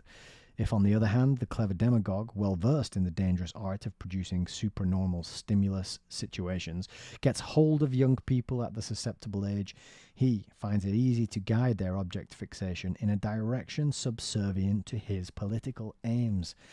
At the post-pubertal age, some human beings seem to be driven by an overpowering urge to espouse a cause, and failing to find a worthy one, may become fixated on astonishingly inferior substitutes. That's a pretty good section there. I like that quote. That's from On Aggression, a 1966 book by Konrad Lorenz. Might be worth looking up to grab a copy. So the solution to that would be to raise your children properly, so that when they get to that time in life where they start to question things and they start to put it under scrutiny, that when they do that, the things that they're scrutinizing hold up and are logical and make sense and are true. Okay, we're in this culture where it's normalized to lie to children all the time. Oh yeah, Santa Claus came down the chimney. You know, that's the big lie that gets perpetuated and is coming up this month. Or the Easter Bunny, or the Tooth Fairy, or these fantastical creatures. They're behind all this activity, and so inevitably, when the child goes to school and then the friend at school says, "Well, my dad told me that Santa Claus thing's a load of bullshit." And they come back home and say, well, Santa Claus isn't real. And you're like, no, he is real. He is, honestly. That distrust that is already there, like, it's from such an early age. And just think about all the other things as well that we pass on to young people, these lies, the deceits, the half-truths, because it's easier and convenient for us because we might not know the explanations or the real truth of the matter of the thing that they're asking to be explained or that they want to understand, right? We might fob them off with some half-baked, half-formed explanation or some lie, or we might even be passing over things that are untrue, even believing that they are true, but we just haven't, as parents, done the work ourselves to put them under the microscope and scrutinize them to check that they are true. If that makes sense. You haven't done your due diligence, and therefore you're passing on this nonsense to the young people. They hit the teenage years, they start to question it and look into it, and they find out it's bogus, and now you're the idiot, and they go off to university to learn from the smart people who do what Konrad Lorenz said they're going to do in this little quote here. What did he call it? The demagogue. The clever demagogue, right, will be able to guide their object fixation. So this is the thing. This is why the role of parents is so important. And I'm not saying it's easy. I'm not saying, that,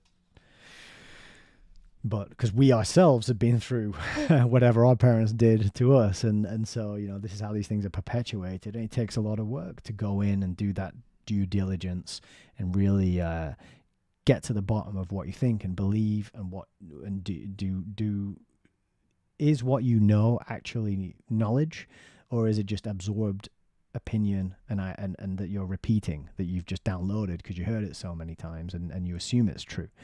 That's a really good question to ask. So yeah, I like the sound of this Konrad Lorenz guy.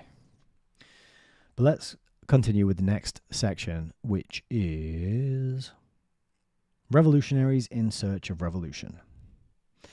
The extreme New Left represents the phenomenon of middle-class rebellion against middle-class society.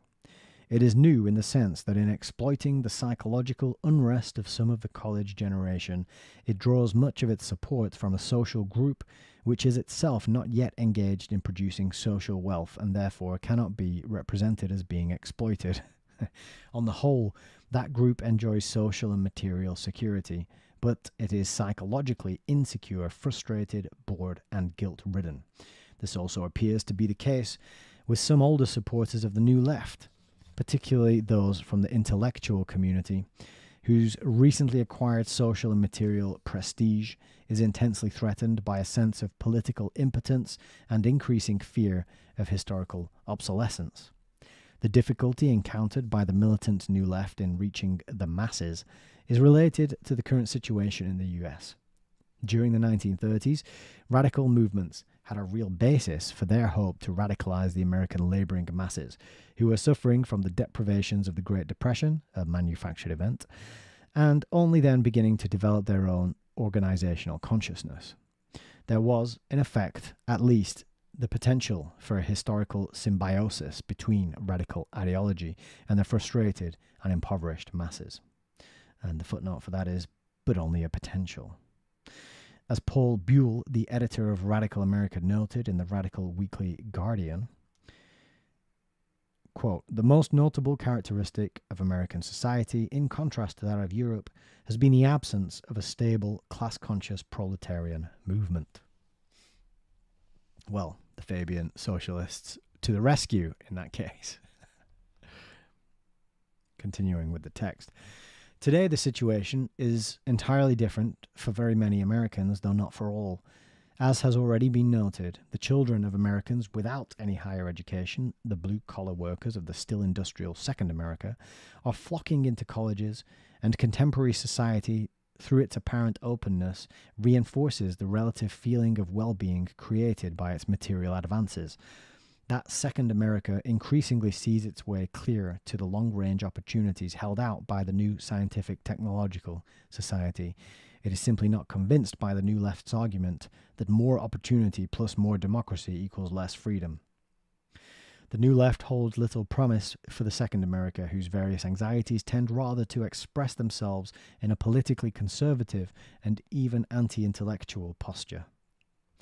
This leaves, for New Left militants, still in search of mass support, only the First America, the pre-industrial and the industrially moribund America.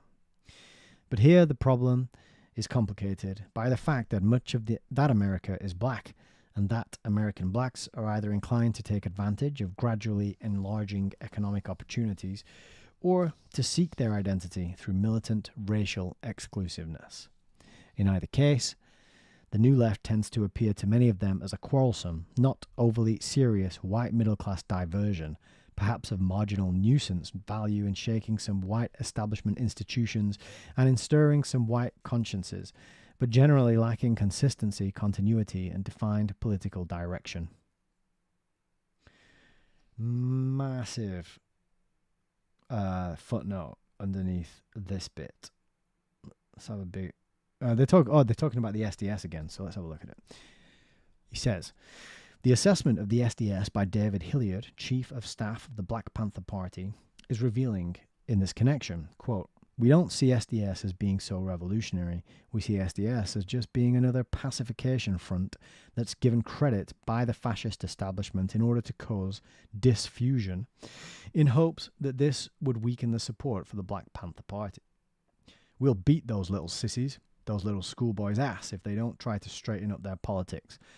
So we want to make that known to SDS, and the first motherfucker that gets out of order had better stand in line for some kind of disciplinary actions from the Black Panther Party." Oh, that was it, actually. The bit underneath is a different footnote. The New Left might have become a more serious and therefore more constructive political force in the United States today if its prophets had been intellectually able to move beyond either their dated European radicalism or their newer escapist anti-rationalism. and there's a footnote here, the intellectual roots of both Marcuse and Chomsky are grounded in 19th century European radical dogmatism. In this regard, comments by Walter Lacour are particularly pertinent to Marcuse's ponderous justifications for his preferred brand of dictatorship and to Chomsky's political banalities. Quote, the American youth movement, with its immense idealistic potential, has gone badly, perhaps irrevocably, off the rails. For this, a great responsibility falls on the shoulders of the gurus who have provided the ideological justification for the movement in its present phase. Those intellectuals, their own bright dreams having faded, who now strain to recapture their ideological virginity, the doctors of the American youth movement are in fact part of its disease. Just nice that he used this word, the doctors, the American youth movement. Because these movements are never organic, they're always doctored. It's interesting, that word, isn't it? Doctor, and to doctor something, like to forge something, right? Or to alter something if you doctor it. They have helped to generate a great deal of passion, but aside from the most banal populism, they have failed to produce a single new idea. I think that whole quote was Chomsky. This banal populism is expressed in the case of some writers by an intensely Manichaean escapism and by attempts to legitimize the anti-rational posture of some of the young as a new and enduring culture. The prevailing passion of the gurus is revealed by the sympathetic comments on Rorschach's book by philosophy professor Robert Wolff, after noting that Rorschach argues that, quote, modern industrial society in general and American society in particular is ugly, repressive, destructive, and subversive of much that is truly human. Wolff goes on to say that the above proposition, quote, I take it, is now acknowledged to be true by virtually every sensible man and woman. Anyone who still imagines that the United States is the land of opportunity and the bastion of democracy is a candidate either for a mental hospital or for Richard Nixon's cabinet. We'll go back to the text here. For example, modern society poses especially complex problems relating to equality, an issue of modern concern to the New Left. But those problems cannot be resolved by invoking 19th century criticisms of capitalism. In failing to assimilate intellectually the novelty of the current American transition, the New Left has made itself an essentially negative and obsolescent force. Indeed, the New Left's combination of Marxist rhetoric and exaltation of passion appears to have been designed to shock rather than to change society. This has created a situation deplored by even radical critics of the contemporary United States. Footnote. The Guardian, for example, condemned the SDS for its, quote, intoxication with sectarianism, dogmatism, obscure rhetoric, and empty sloganeering, which tends to permeate the upper reaches of its leadership. Such practice can only further isolate the leadership from a membership which has never enjoyed a serious national educational program designed to eliminate gaps in political consciousness that exist on the chapter level. We question tendencies leading to the application by rote of important and intricate concepts such as the dictatorship of the proletariat and vanguard party, without regard for the present nature of U.S. monopoly capitalism or to adjustments which would have to be made in these formulations to be applicable to the world's most industrially advanced nation. Back to the text. In addition, the New Left's exuberant rhetoric, coupled with the ideological immaturity of the young militants and the historical anachronism of its prophets, has resulted in a programmatic posture and ideological debates that occasionally verge on the hilarious. Footnote. For example, at the SDS National Convention in 1969, the following dialogue took place. Quote, the next speaker, Chaka Walls, Minister of Information of the Illinois Black Panther Party, then began to explain the role of women in the revolution. We believe in the freedom of love, in pussy power, he said. A shockwave stunned the arena, and PL responded with chants of fight male chauvinism. We've got some Puritans in the crowd, responded Walls. Superman was a punk because he never tried to fuck Lois Lane. Fight male chauvinism, PLWSA and many others began to chant. Anger was so intense that Walls stepped down and left the podium to Jewel Cook, another Panther spokesman. Cook, not understanding what was wrong with pussy power, quickly made matters worse. Cook said, he was only trying to say that you sisters have a strategic position for the revolution. Prone. Apparently, that's from Guardian, June 28th, 1969. PLWSA stands for Progressive Labor Worker Student Alliance. Similarly, the Berkeley Liberation Committee's revolutionary program, designed to set a revolutionary example throughout the world, contained the following 13 points. This is from the Oakland Tribune, June 5th, 1969. 1. We will make Telegraph Avenue and the South Campus a strategic free territory for revolution. 2. We will create our revolutionary culture everywhere. 3. We will turn the schools into training grounds for liberation. 4. We will destroy the university unless it serves the people. 5. We will struggle for the full liberation of women as a necessary part of the revolutionary process. 6. We will take communal responsibility for basic human needs. 7. We will protect and expand our drug culture. 8. We will break the power of the landlords and provide beautiful housing for everyone. 9. We will tax the corporations, not the working people. 10. We will defend ourselves against law and order. 11. We will create a soulful socialism in Berkeley. 12. We will create a people's government. And 13. We will unite with other movements throughout the world to destroy this racist, capitalist, imperialist system. The more things change, the more they stay the same, innit? 1970. Okay, let's see where we're at now. Here. You see, okay. Cumulatively, back to the text. Cumulatively, the New Left has loosely linked the obsolescence, the abstainers, and the excluded of the technotronic age, but it has offered little prospect of a realistic response to this age's dilemmas. It is thus more interesting as a symptom of social change than for its programmatic message. It is an escapist phenomenon rather than a determined revolutionary movement. It proclaims its desire to change society, but by and large offers only a refuge from society. There's another footnote. Keniston again. Though suggesting that youth really is shaping the future, has characteristically not indicated how it is shaping it, and thus appears to take their rhetoric for reality. The same is largely true of Rorschach. Keniston, moreover, seems to be excessively influenced by prevailing moods. Thus, in 1961, he wrote that, quote, the drift of American youth, I have argued, is away from public involvements and social responsibilities and toward a world of private and personal satisfactions. They will assure a highly stable political and social order, for few of them will be enough committed to politics to consider revolution, subversion, or even radical change. Back to the text. More concerned with self-gratification than with the social consequences of its acts, the New Left can afford to engage in the wildest verbal abuse without any regard for the fact that it alienates even those who are potential supporters. This reminds me of the sort of blue-haired SJW type people screaming and ranting and all the hysterical displays of emotionalism that we see on, various channels that analyze that sort of stuff.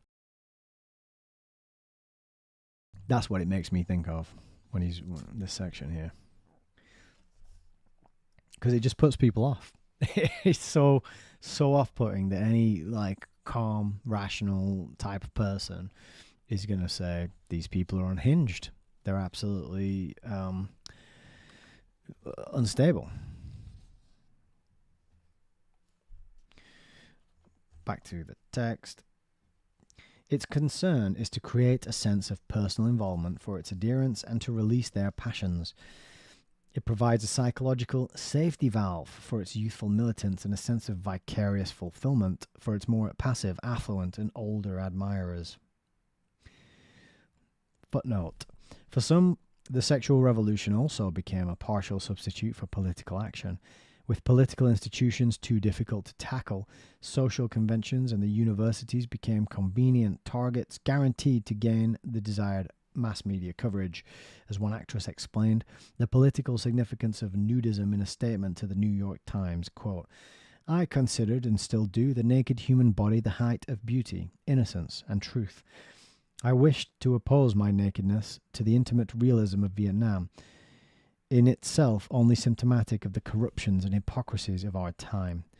The nude body on stage was the truth. Vietnam was the lie." Vietnam, Chicago, and Berkeley made me realize that my body could not be my own property any longer, and that trust and vulnerability were our only salvation. I wish to say that in reaching the natural end of their emancipation, women of my generation can no longer consider themselves as property. A response, that's the end of that quote. A response by a black actress asked to comment on the same subject was much more to the point. Quote, "This preoccupation with nudity under the guise of sexual liberation is a white hang-up. Too many white, quote, artists are constantly making a pretense of coming up with new forms, new ideas, and experiments. This is due to the fact that they are bankrupt when it comes to the tormenting business of artistic creation out of the human condition as it is. This task is much more difficult to confront. Any endeavor which employs the blatant and aggressive display of bodily nakedness in the glare of public voyeurism, all under the label of artistic merit, is not one step above those girly magazine stores and movie houses on 42nd Street. It's what it has always been, pornography for thrill-seeking consumers.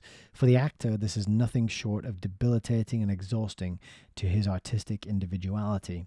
And as for liberation, sexual or otherwise, I, as a black person, am concerned with but only one liberation, and that is the total liberation of all black people. This is a reality which is quite naked." Pretty good points there.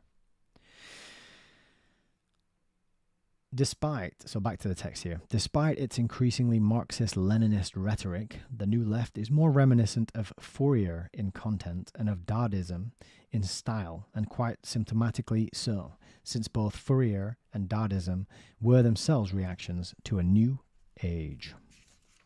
That's the end of that section. Revolutionaries in search of revolution. Yeah, so I think the bit that really one of the key takeaways there, where he said that it's what did he call it? Safety valve? Yeah, safety valve. This concept of a safety valve, right? I've said it before, but I view like a good example of a safety valve is the sports ball games and teams and competitions and tournaments and all that stuff. Mainly the men, of course, women do this too, but the people, let's say, who go to these events, they go there and they shout and they scream and they get all emotional and they get invested in it and they talk about it and they get amped up and excited. And it's a valve. It releases all this tension that's built up within them throughout the week. Maybe they're fed up at their job. Maybe they've got an elderly, ailing relative they have to look after. Maybe their children are in some problematic situation or another, whatever life stresses happen to be. And instead of identifying the source of these problems, which is the systems that we are born into, that we are told are the best systems that have ever been invented, right? Instead of looking at the systems, looking at the source of the problem, you just battle your way through a week, and then at the end of it, you drink a lot of beer and you yell at the other team and you jump up and down and you say things like, "We played really well today. We nearly lost, but then we brought it back and we won at the last minute." It's like, what do you mean we? like you stood at the side drinking beer and screaming. Like you weren't on the pitch, you know? But this is a safety valve. It allows all that tension and anxiety, which might get directed at the psychopathic dominant minority in their systems. Instead of it being directed at the cause of the problem, it's just diffused. It's kind of like the lightning rod on the top of the building. Instead of the lightning coming down and blowing a hole in the side of the building or blowing the tiles off the roof and letting the rain in, the lightning hits the lightning rod and it goes straight down into the earth and doesn't cause any damage. Same concept. And that's what he's telling you here. All these like sending young people to university, I think that in and of itself could be seen as a safety valve. You stop them properly getting involved, properly doing some research and learning about the way things are, why they are the way they are, and what could possibly be done about it. Because you send them over there and they have a lot of, like I already said, they have a good time, they get some student discounts, they party, and then they have some sort of crisis, and they're far away from their communities, their parents, their elders, and so the university psychologist steps in and probably fills their head with a lot of more bullshit, and then, and then it just goes on and on and on. But they've been taken out of action by this. So it's a safety valve from the point of view of the dominant minority, who don't want young people to realize what's going on, to realize the true source of the problems, and to work towards any kind of meaningful, organized solution, right? So safety valve, important concept right there. Hope everybody's doing okay. Lisa says, a boy at my school was named Mark Register. Poor lad. That is a shame indeed. And Turbs over on Rumble, welcome. Good to have you here. Don't worry about being late. It's all good. There's always the replay. We're blazing through this today. So we're almost at the end of this chapter. We might get into the new one. Good stuff. So the next section is the historic function of the militant left. He says, on balance, the militant New Left appears to be largely a transient phenomenon, a symptom of the tensions inherent in the interaction of the several Americas coexisting in a time of general American transition. In all probability, the transition will continue to spark additional violence, and the broader frustrations besetting some young people may prompt a more protracted alienation from the existing system. The decline in the attractiveness of business or government careers may deny the system a measure of social talent, but this alienation of some middle-class youth, especially from the better universities, the source from which America's elite is traditionally drawn, may well act as a social equalizer by opening up career opportunities for first-generation, post-blue-collar urban youth who have in recent years gained greater access to advanced education. Yeah, sure. I'm sure that's going to happen. They will continue they'll never stop populating these high-level bureaucrat roles and positions with the members of their bloodlines. They'll never stop doing that. Unless you show your exceptional talent and skill and you prove that you are going to be useful, in which case I think they could probably recruit you and draw you in some way, shape or form, but still, you'll never be in, because blood is so important.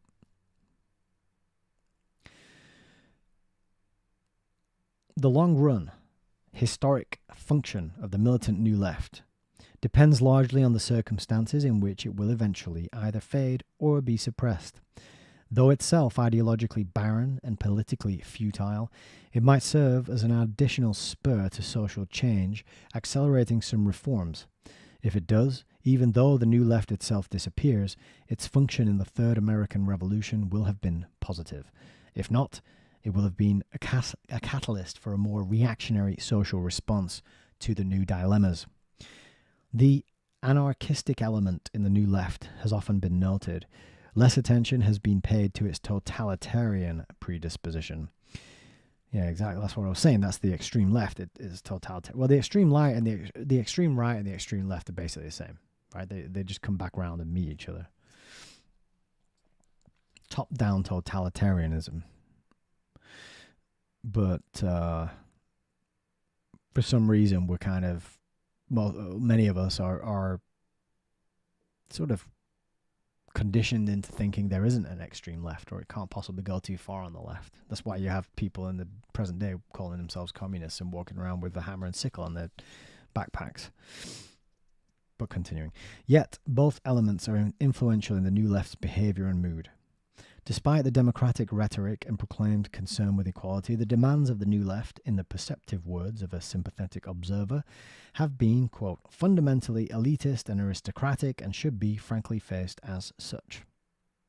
Its membership, in terms of both social composition and psychological makeup, is remarkably analogous to that of European groups which, in response to overwhelming complexity and times of stress, gravitated toward totalitarian movements.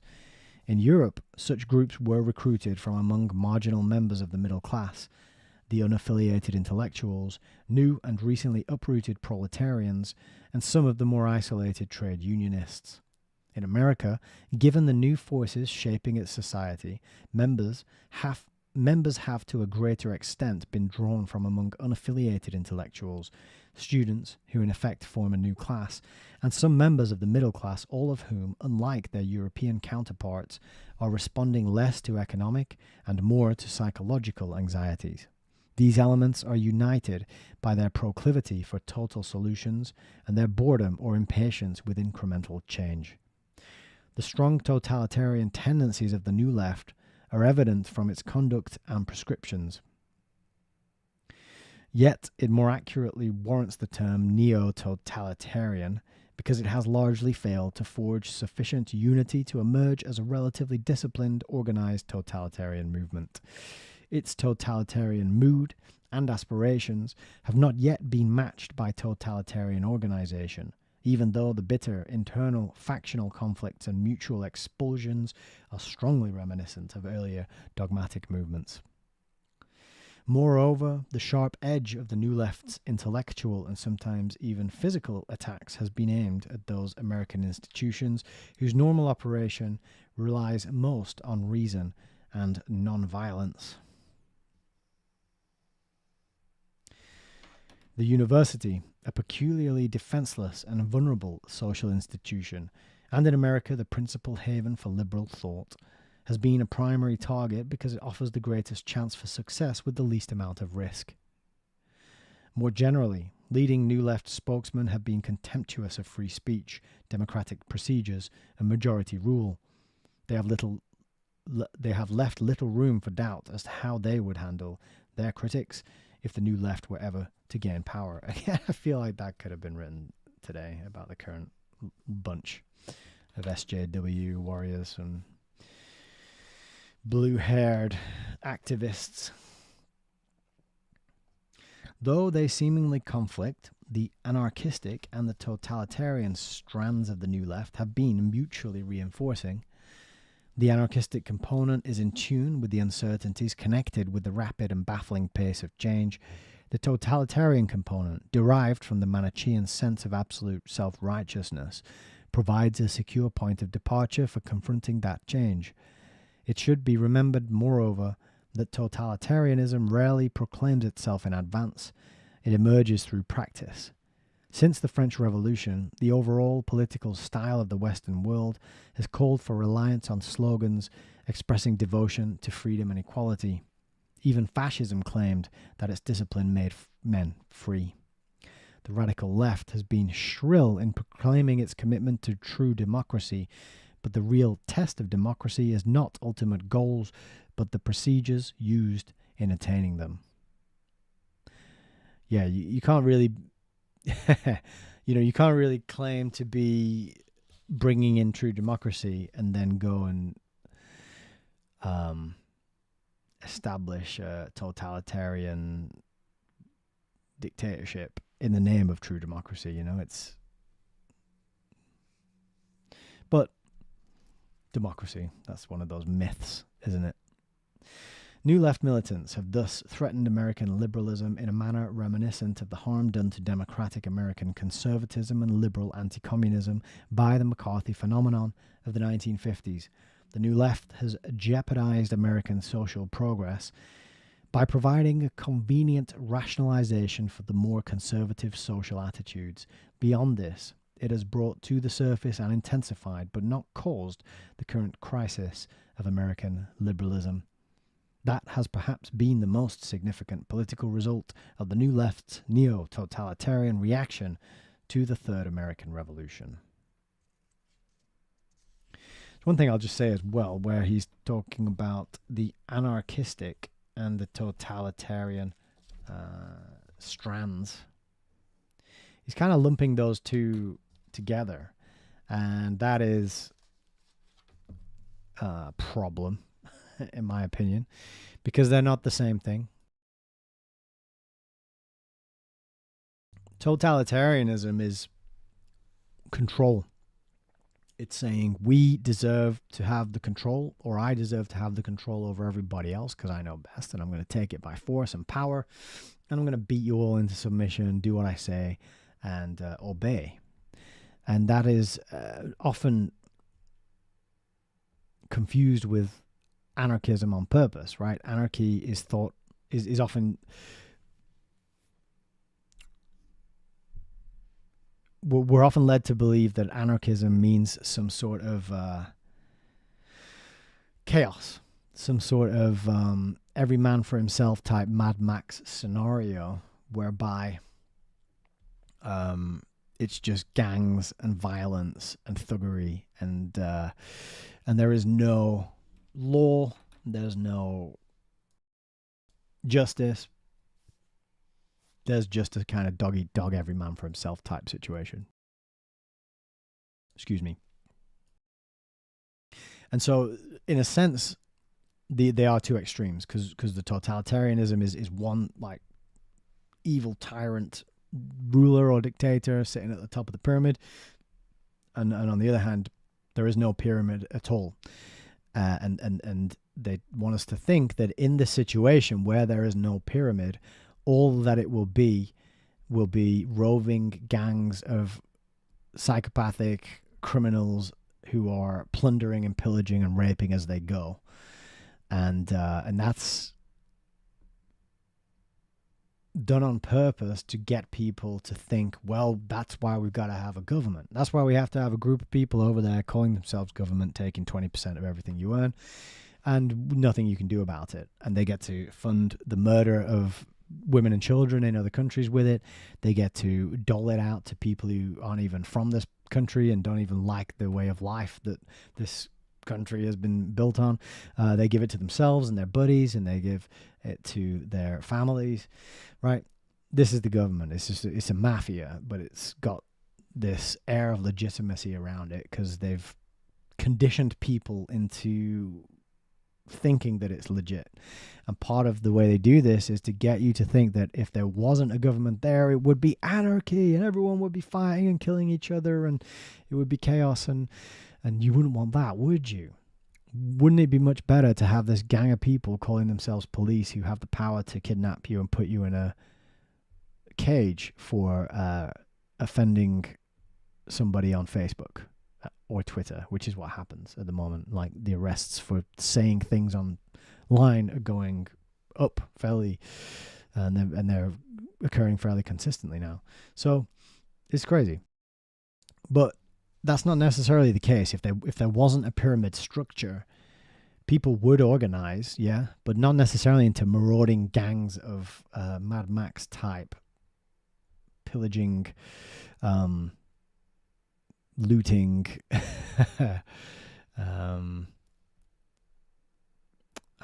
criminals, right? People would organize in the sense of communities. The able would rally around. Well, would this happen? That's the question. We don't know, because we've been under such immense indoctrination and conditioning. Many of us have been through this process of university, which de-skills you and trains you to be infantile and dependent upon the state, and to not know how to be self-sufficient and autonomous in the world, right?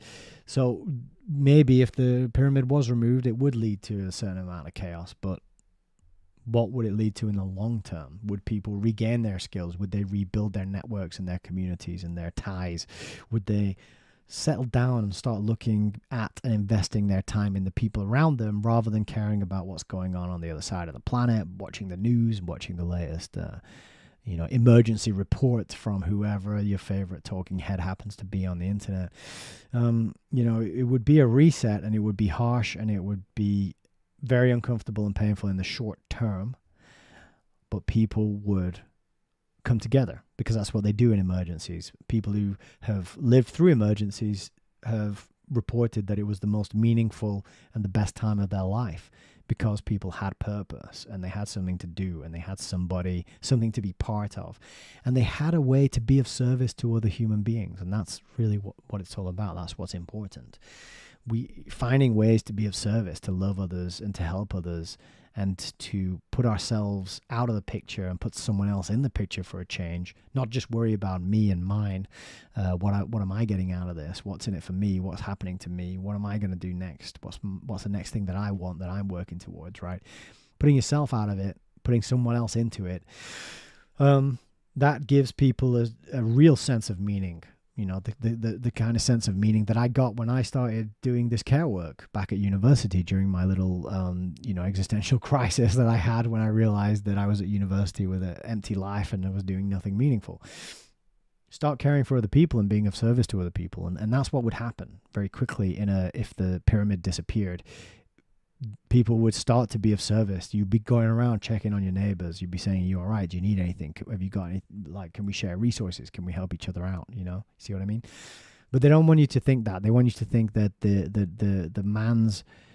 don't want you to think man's better nature would kick in. They want you to think that humanity's worst tendencies would kick in, and it would all be raping, looting, pillaging, violence, and that sort of thing. Right? This is why you see so many of these films and put out there which depict these kinds of situations as being hellish, as being dystopian and terrible. And so when he's talking about anarchism, that's what he's referring to, I think, in this book, lumping it in with totalitarianism is like, well, this terrible thing that we really need to avoid. Whereas actually, the word anarchism just means without ruler, without lord, without boss, right? And this wouldn't necessarily be, like I say, it would be hard and difficult in the short term if the pyramid disappeared, because of where the pyramid has brought us, right? But if we'd actually all been taught and raised and reared to be self-sufficient and actually sustainable, right, which would mean we'd all have water sources, or we'd have a local water source, we'd have vegetables and fruits growing, we'd have animals on the street and in the communities that we could keep and kill and eat, and that would be true sustainability. But we get this fake version of this fake sustainability where it's all like windmills and solar panels and cricket flour and carbon credits and all this nonsense, which is just very, very thinly veiled totalitarianism, technocratic control, right? So, that's my thoughts. I just wanted to expound a little bit for a little while on the word anarchism there, because it's given to us. It doesn't mean what we're conditioned to think it means. That is my point. Heidi says, don't fall into utopianism. Also, a good point. Don't fall into utopianism. The word utopianism means nowhere. It means a place that doesn't exist. There is no utopia. There is nothing perfect. It's all going to be hard. Life is hard. It's going to be a grind. There's going to be trials and tribulations. There's going to be stress. There's going to be difficulties. Of course there is. But do you want to do it under the yoke of a psychopathic, dominant minority who surveil you every second of every single day and are locking you into a digital control system where you're not even going to be able to think or do anything without the correct social credit score and the right amount of digital currency digits in your wallet, your 15-minute cities locked in by drones and all that stuff? Like, do you want to have your heart in that scenario? Or do you want to have your heart in a different scenario? You see what I mean? Frank says, utopianism. I mean, that's a bit harsh on Ian, to be honest. I think Ian's all right. He's not too bad, but I'll let him speak for himself if he's here in the chat. Let's scroll back a little bit. There's a good chat going on here. Frank said, safety valve, kicking a ball of wind around on grass. Yeah, that's exactly what it is. Frank also says, a boy at Enoch Burke's school wanted to be called them. Teacher Enoch Burke refused. Enoch has been jailed by the Irish state for non-compliance.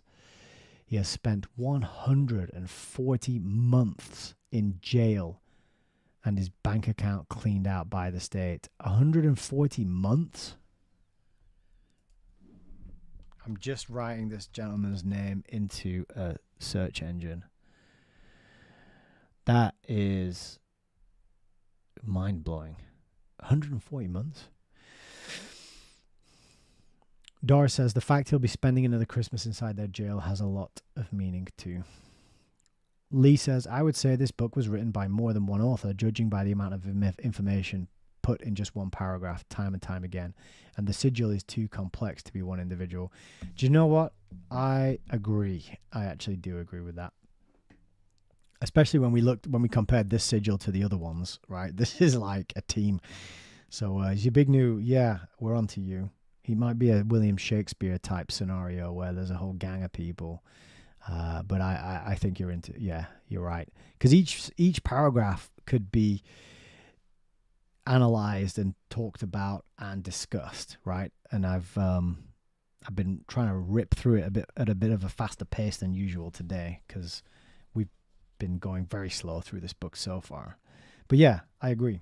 There's so much in every paragraph that to analyze it all and pick it apart would be a major undertaking. But I bet you would find that's part of the what do you call it? Like the method, the strategy, the purpose of the book is to carry you along and give you. It's like flooding the zone with data and information, so that you couldn't even possibly stop to fact check every single sentence as you go. But you would have to. He's certainly leaving things out, but whoever wrote it, is also giving truth in here as well. And I think part of the reason that it's kind of been a bit memory hold, this book, not memory hold, but it's been artificially priced. It's not been reprinted. It's not been updated. Given the man's stature, you know, how huge he was, how long of a career he had, how well known he is, and his daughter still to this day, running towards ground zero without any shoes on. Remember that story? It's surprising that the book isn't updated and reprinted, and there's really just only the first editions out there. These ones done in the 70s and the 1970 and the early 70s. So there's something in here they don't want to be getting out there. And I think there's quite a bit of truth in there. But I also agree that this could very well be the work of multiple authors. Maybe he had a team of researchers working for him. Maybe he came up with the broad strokes of what he wanted including, and then he was like, okay, you little peons, go and do the research and bring me the facts and the data afterwards and put it together. Frank says dense predictive programming. The fact that it reads like it could have been written yesterday as well is also pretty mind-blowing. So, I don't think we're going to get this next section done today to finish off part 4. But we can start it and see how far we get, can't we? So this is part 4, chapter 3, and it's the crisis of liberalism. Don't forget, if you want to support the stream at any point, allmylinks.com/Hayes Reviews is how you can do that. You can pick up Continuity of Control, my email series, and you can join the community, the book club community. We're reading Political Ponerology. I'll just show you this a second. So we started reading Political Ponerology, and I was reading from this copy, which is a first edition, 1998. Or it's corrected in 1998. This came out a bit later. No, it came out in 1998. This is the first English edition, and has 317 pages, as you can see there. But in 2022, they brought out an updated version. I'll have to go to the other cam so you can see that. And this updated version is much bigger, and there's much more in it. And let's have a little look at the page count so you can see 419. So there's an extra 100 pages, and it's been corrected, it's been updated, it's had lots of massive footnotes added, explanations and information backing up the thesis and the arguments and the ideas. It's a really interesting book. It's the scientific study of evil, psychopathy, and the origins of totalitarianism. And this book was actually suppressed by Zbigniew Brzezinski. And there's a story in this book about how that happened and why. Maybe not why, but how it happened at least. It's very interesting. So 2022, this version was put out during lockdown, during Big C. Right, and it's talking about how evil spreads through a society, how this dominant minority of psychopaths can get the masses to go along with what they want them to do. You know, whether that's the experimental injections, whether that's to police each other, to tell over each other, call the police on each other, breaking up of families and societies and communities, turning children against the parents, all that sort of stuff is done. This is the scientific study of that, and it's a very interesting book indeed. We're enjoying reading it very much. We're about 3 chapters of the way through now, or we're in chapter 4, which is ponerology, and there's a lot to talk about and discuss. So we're working our way through that. If you join the book club, you can join us on Tuesdays for our discussions, and Wednesdays at a live stream read through, much like what you're viewing tonight.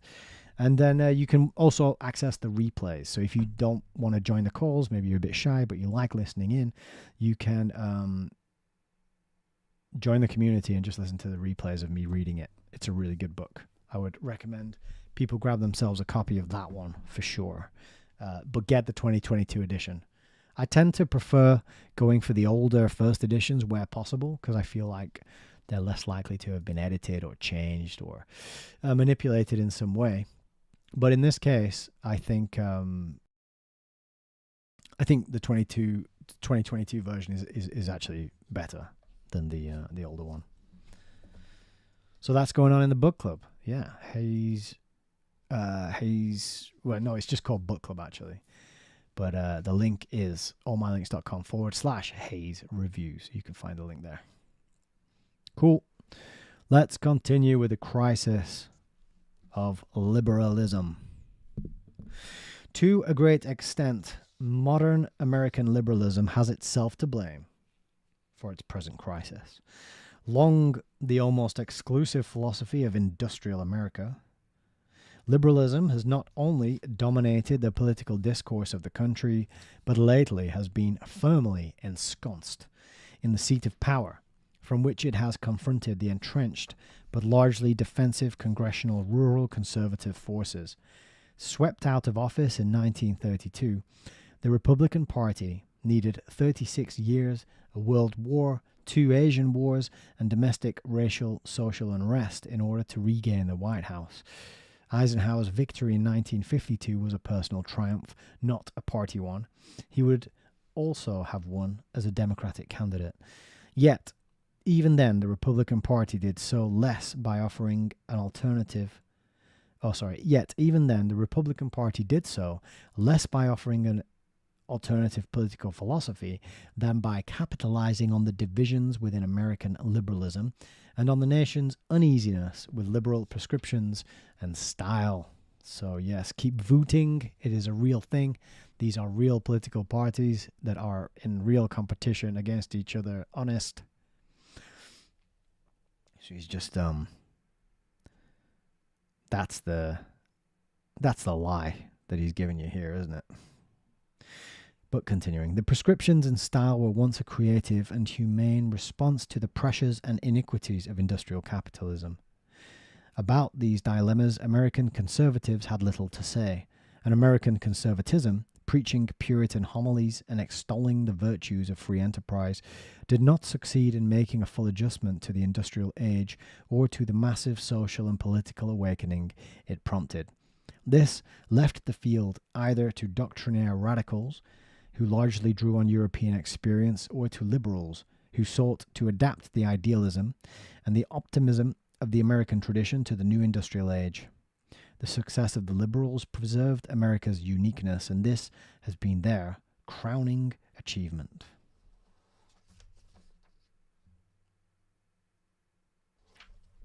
Without the liberal, America might well have either decayed economically or perhaps even more likely fallen victim to an anti-democratic social and political crisis. The genius of the New Deal liberal solution was to fuse the individualism intrinsic in American historical experience, an individualism that has inherently reinforced a conservative reluctance toward collective social action, with a sense of social responsibility as defined through the political process. In so doing, American liberals initially avoided the dogmatic rigidities of European socialists, though they have tended to share with them the inclination to rely on the government as the principal instrumentality for social reforms. This inclination, philosophical preference apart, was in any case dictated by the situation prevailing in America. The national government was the only instrument that was relatively responsive to the democratic process, that could be used to express and fulfill the welfare needs of the masses, that could blunt the sharp edge of economic and social inequality.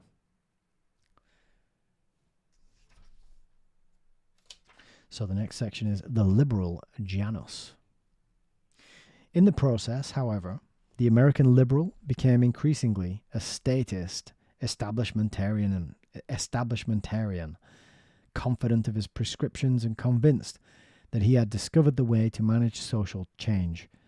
Indeed, the American liberal became a Janus-like creature, gradually acquiring two faces: the relatively pragmatic liberal who was rooted in the American democratic tradition and whose social values provided the broad framework for a non-dogmatic approach to problem solving, came to be matched by a more ideological, eventually more dogmatic liberal who was increasingly inclined toward abstract social engineering, prone to draw his intellectual inspiration from European left radicalism, ideologically hostile to the business community, and rather impatient with the non-ideological, expedient attitude of the pragmatic liberal power practitioner.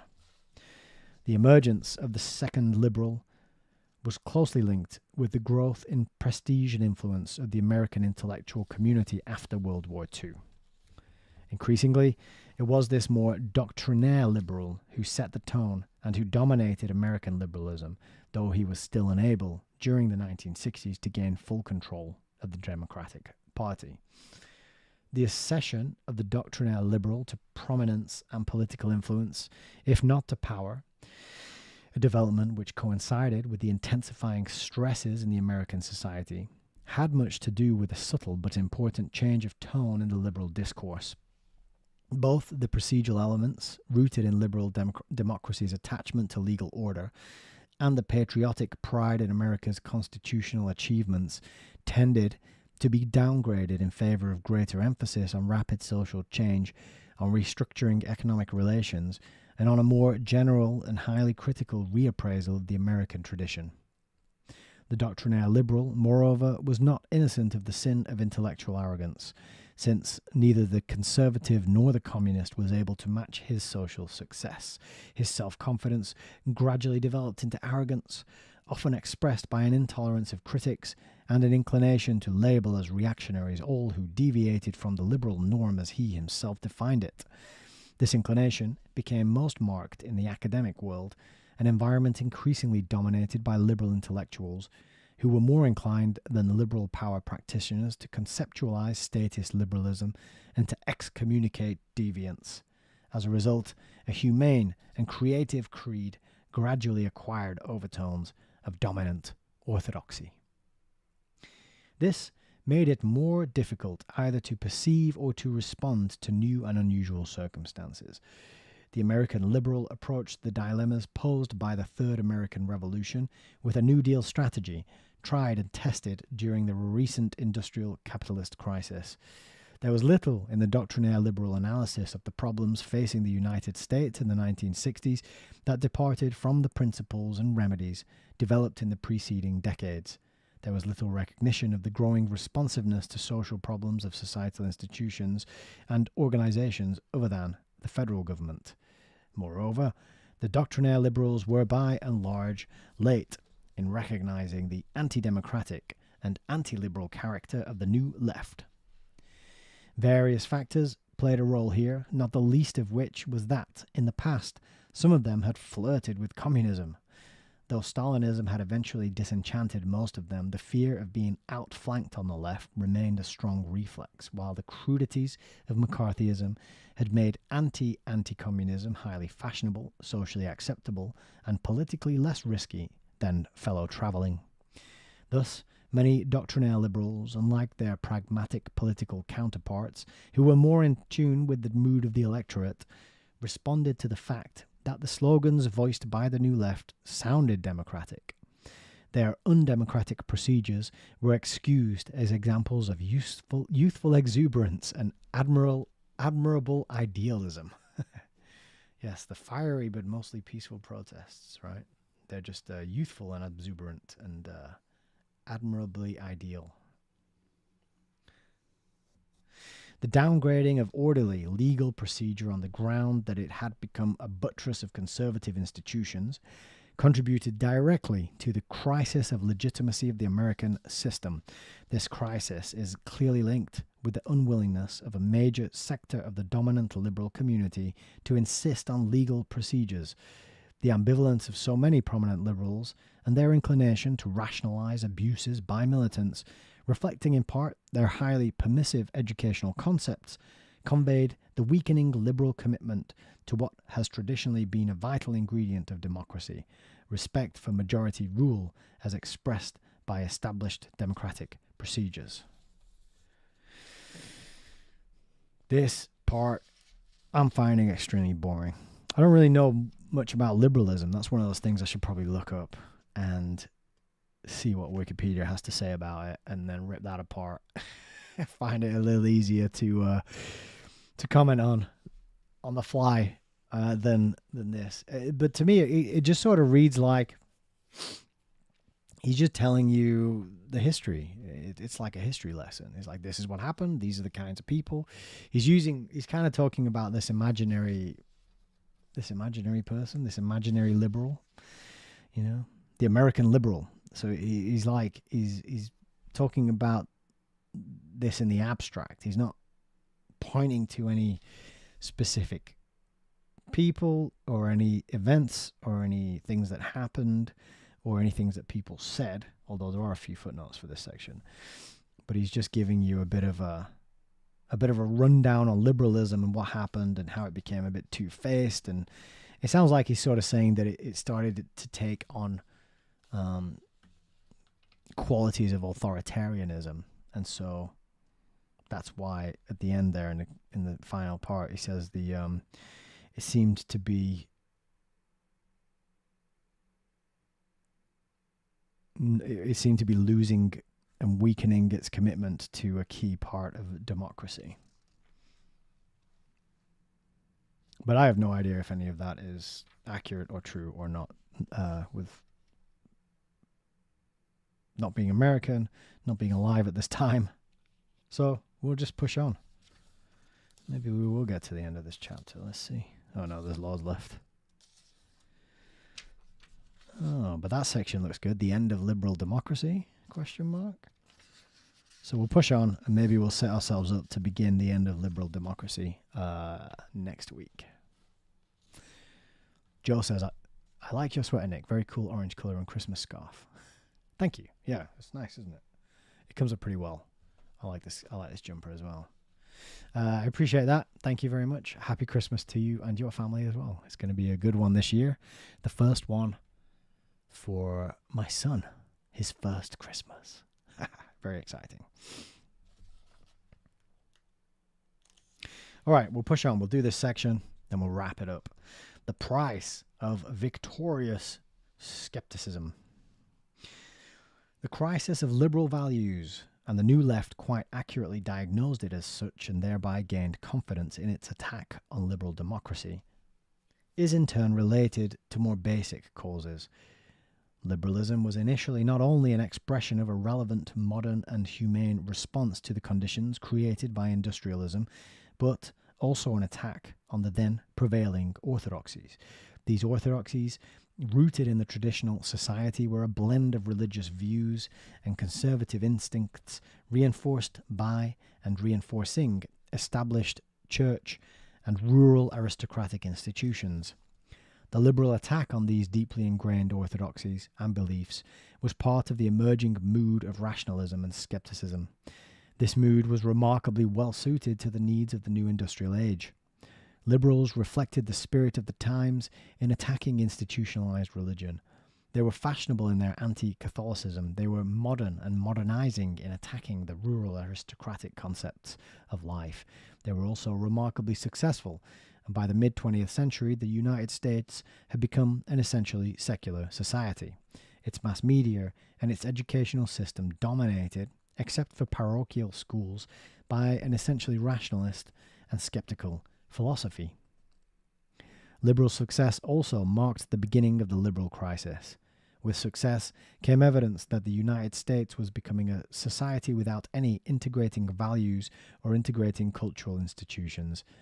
The mass media could not replace religion as the source of integration, since their orientation was itself devoid of more fundamental concerns, and unalloyed nationalism alone was clearly a danger to liberal values. Skepticism was simply not enough when it emerged as a triumphant antithesis of traditional religion. The gravitation of some doctrinaire liberals toward the radical left was hence also partially a consequence of their success.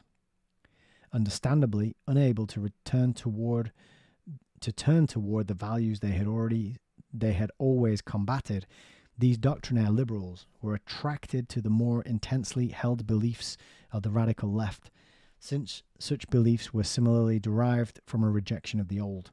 For most liberals, however, the turn to the extreme left was not an acceptable solution, for it involved the betrayal of their traditional democratic ideals. But what they were forced to ask themselves was to be the substance of a victorious skepticism. Belief is an important social cement. A society that does not believe in anything is a society in a state of dissolution. The sharing of common aspirations and a unifying faith is essential to community life. This is, in fact, the contemporary doctrinaire and skeptical.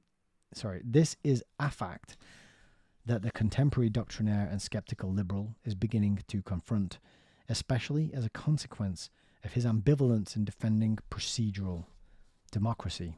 Indeed, the chief beneficiaries of this liberal confusion have been the American conservatives who, though largely unresponsive to the social dilemmas of contemporary America, have reaped political rewards by advocating nationalism, private property, and constitutional order.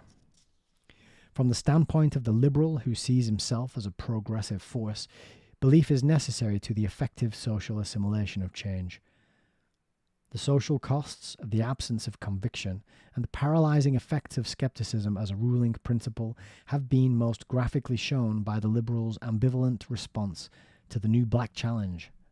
The liberal was in the forefront of the struggle for racial equality as long as it was opposed by the conservatives. Once the conservative dams had crumbled and the black emerged with demands that were no longer defined for him by the white liberal, the liberal became baffled. This was the case in New York City's struggle over community control of schools, and it was also the case at Cornell University, where armed black students presented their demands in the form of an ultimatum. As a consequence, some liberals appeared to turn conservative. They rejected black demands for separate social institutions. Others turned into undifferentiated capitulators. They granted all black demands in an attempt to expiate their guilt as white men. There's a footnote here. It is truly remarkable that no prominent liberal educator was willing to say to his black students, quote, "I will not engage in reverse discrimination by granting indiscriminately any demands that you choose to make simply because you are black. I will treat you as I treat all my students. The era of discrimination is over, and I will not return to it under a new guise. I can understand the psychological roots of your demands, as well as some of your fears in having to compete with better prepared whites. I will therefore do everything I can to remedy the situation, even at considerable cost and organizational effort, but I will not grant those demands which will have the effect of perpetuating your exclusion from this society.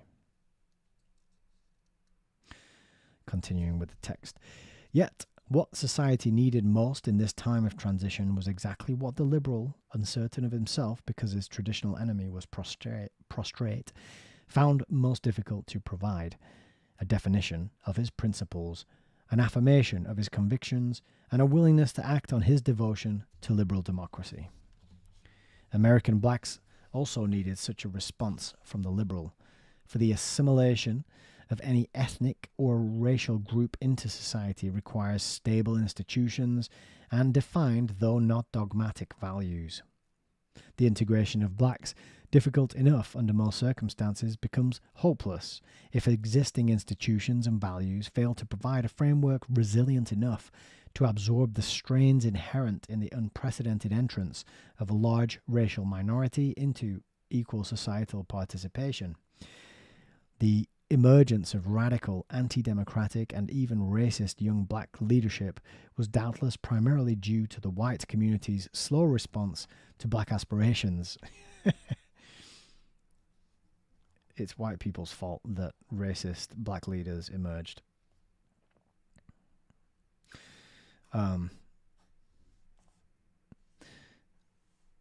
It was also, however, due to the growing contempt by the new left and younger black leaders for democratic procedures and to their realization that such contempt could be expressed with impunity, given the liberals' own ambivalence about the legitimacy of democratic procedures and the meaning of democratic belief.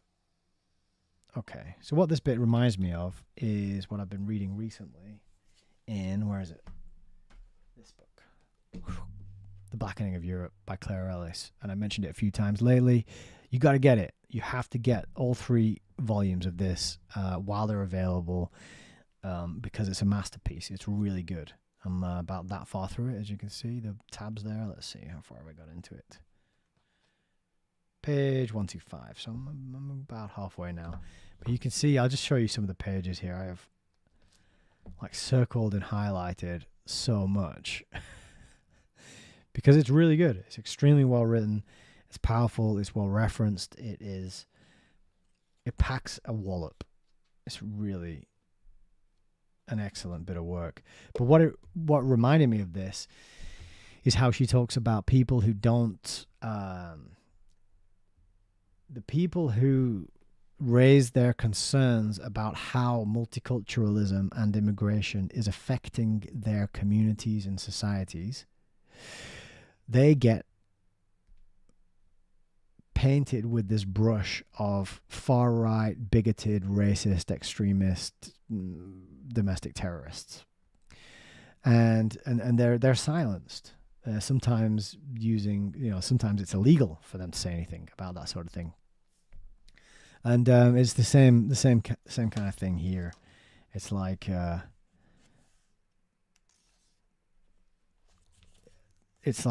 the racist young black leadership can come out and say whatever they want to say with impunity. It's like rules for thee and not for me, in other words. One group is allowed to say certain things and have certain opinions, and another group isn't, right? Another good example is the book The Clash of Civilizations. It's up there. I won't get it, but it's by Samuel P. Huntington. And in that book, he talks about how Islam is basically an existential threat to Europe. And the birth rates of the Islamic community far outstrip the birth rates of the native Europeans. And that there are many mainstream predictions saying that this is going to lead to, in the next 100 years, native white Europeans being minorities in their own homelands, okay? Now, if this was happening anywhere else, it would be labeled genocide, but it doesn't get labeled genocide because, as Claire Ellis teaches us in this book a little bit further back, according to the UN and according to Wikipedia, European people are not indigenous.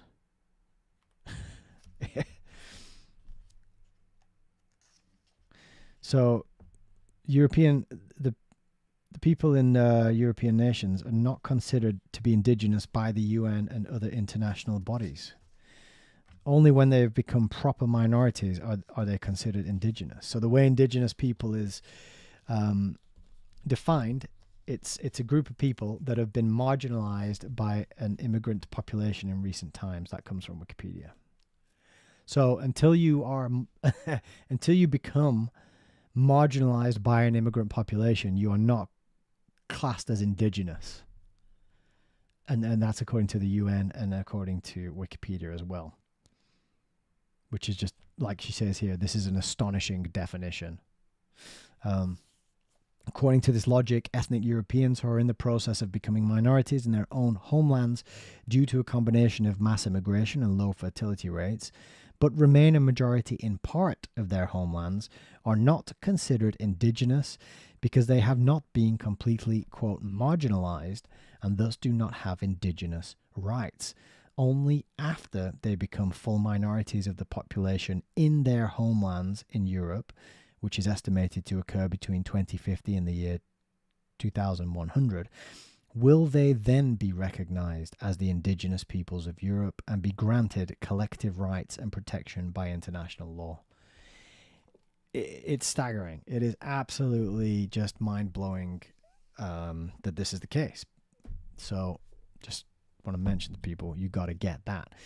And it's the same kind of thing that they do with the race card, with the race games that we were just reading about there. It's like the anti-white, the racism against white people is never dealt with in the same way it's dealt with if it's racism against non-white people. Racism against non-white people is like harshly policed, and it is monitored, and it can get you fired, it can have your career ruined, it can have all sorts of bad stuff happen to you if you're engaging in that kind of speech, right? But you can be racist against white people all day long, no problem whatsoever, and you won't get arrested, you won't have your career ruined, and you might even like get more clicks and more views and get published in The Guardian. And and I've played clips on this channel before of all the headlines that are like racist and anti-white, and it's just amazing that that double standard exists. And it's the same thing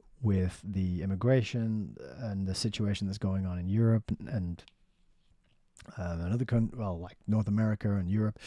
It's this double standard, right? When it's going one way, you can talk about it and point it out and say it's happening, and if it's going the other way, you can't talk about it and it's not happening, and you're the problem for trying to point it out and talk about it. So yeah, it's absolutely nuts, but that double standard exists, and it exists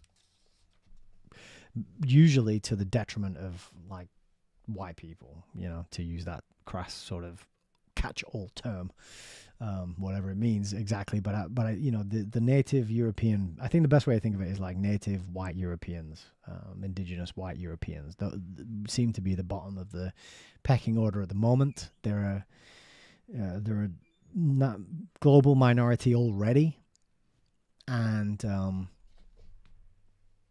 as we just read from Claire Ellis there, she's a PhD. I'll just show you. She's got a PhD. This trilogy of books is her PhD thesis. It is based on her research that she did for her PhD. So this is PhD level stuff. It's not just opinion and hot air and race baiting and stoking the flames of division. It's actually academic research that explains what's going on. And it's fantastic. I have messaged them to see if I can get permission to read it on the channel, but I'm not sure I'll get it because she is alive and making money through selling the books. So I will just encourage everybody to get them. Lee says, we'll look up the Ellis books. What are the Ellis books? It's just called The Blackening of Europe, volumes 1, 2, and 3. You can get them from Arctos Media, which is the publishing company. So if you look up Arctos books, you can order it from their websites, but they're available on Amazon right now. Claire Ellis The Blackening of Europe, volumes 1, 2, and 3. And if you get the whole set, it's about, it's a good bit of reading. It is a good chunk. I don't know, what can I put it next to for scale? Fabian Freeway. It's a larger word count than Fabian Freeway. But it's fantastic. It's really well done. And it's scary.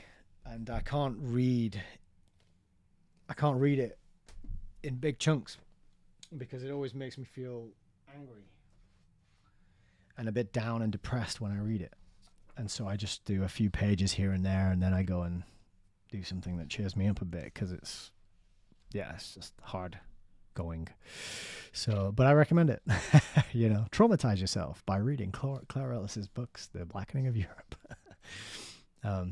Great. Yeah, I'm glad you're going to get him, Lee. That's you won't be disappointed. Frank as well said, couldn't agree more. The Ellis books are superb.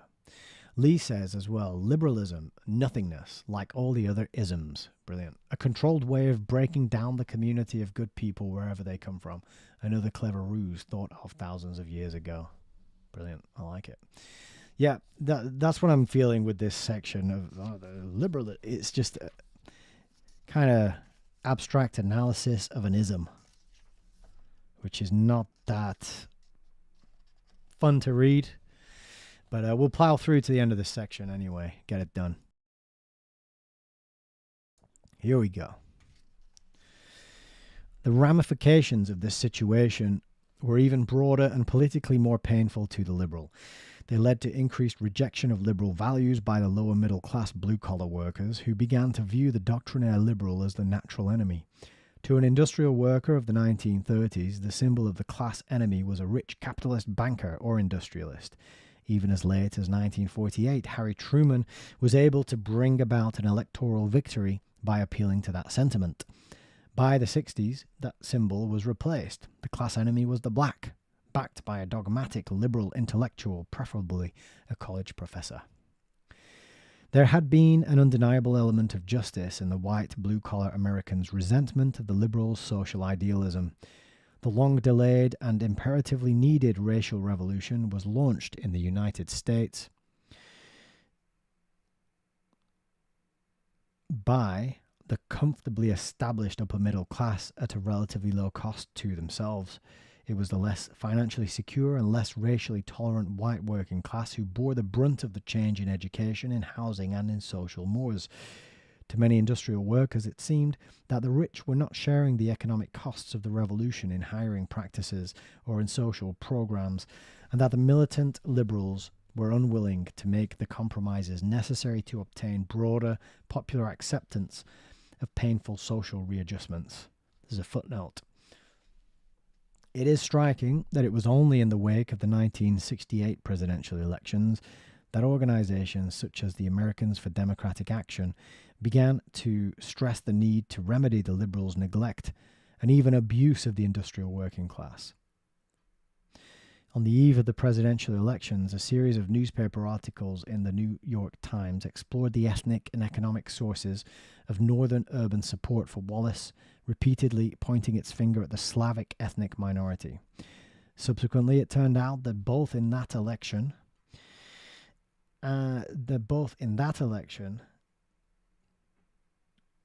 and in the 1969 metropolitan elections, the conservative swing was a much more generalized case of urban disaffection with a liberal approach. Back to the text. The resentment of the new left by much of the American public thus tended to be coupled with white industrial labor's feeling of betrayal by the liberal forces, again to the advantage of the more conservative elements in American politics. This is just the dialectic, isn't it, really? It's just sort of saying this is how the two sides were played against each other. Heidi's checking out. Take care, Heidi. Have a lovely rest of your day. Continuing, this sense of disaffection was intensified by the frustrations bred by the tendency to multiply governmental agencies in order to obtain positive social changes. That's your socialism, isn't it? We need more, what do you call them? More departments and more surveys and more studies and more,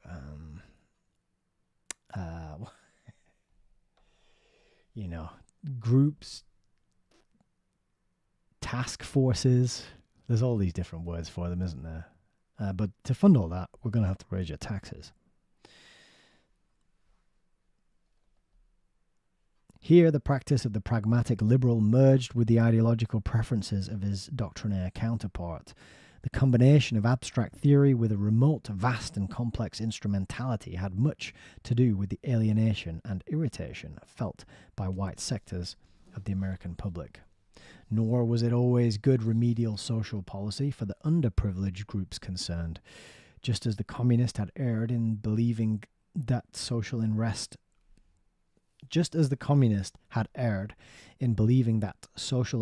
revolution was the product of economic ill-being, exploitation, the doctrinaire liberal erred in assuming that economic progress would prompt social well-being. Both underestimated the psychological and spiritual dimensions. Some liberals sensed this, and experiments designed to combine social initiative, free enterprise, and governmental support, such as Robert Kennedy's Bedford-Stuyvesant effort, were meant to provide a new direction. Yet, though community action as a broad goal was a noble idea, in practice it became a means of playing the game according to established political rules, organizing to gain power in order either to extract more public funds or to create a base for more radical politics. In the meantime, increased governmental intervention and deliberate social engineering, the latter derived from theories of social change and development, created a blend of operational incompetence, cross-cutting group conflicts, social indifference, and political complexity that made for both a breakdown of public consensus and the alienation of the younger generation. Having finally obtained a unique opportunity to do much of what he had long aspired to do, the pragmatic liberal discovered that his intellectual arsenal, derived from a highly successful response to the crisis of an advanced industrial society, was exhausted. The doctrinaire liberal, confident that he had the right remedies and theory, impatient with the seeming conservatism of the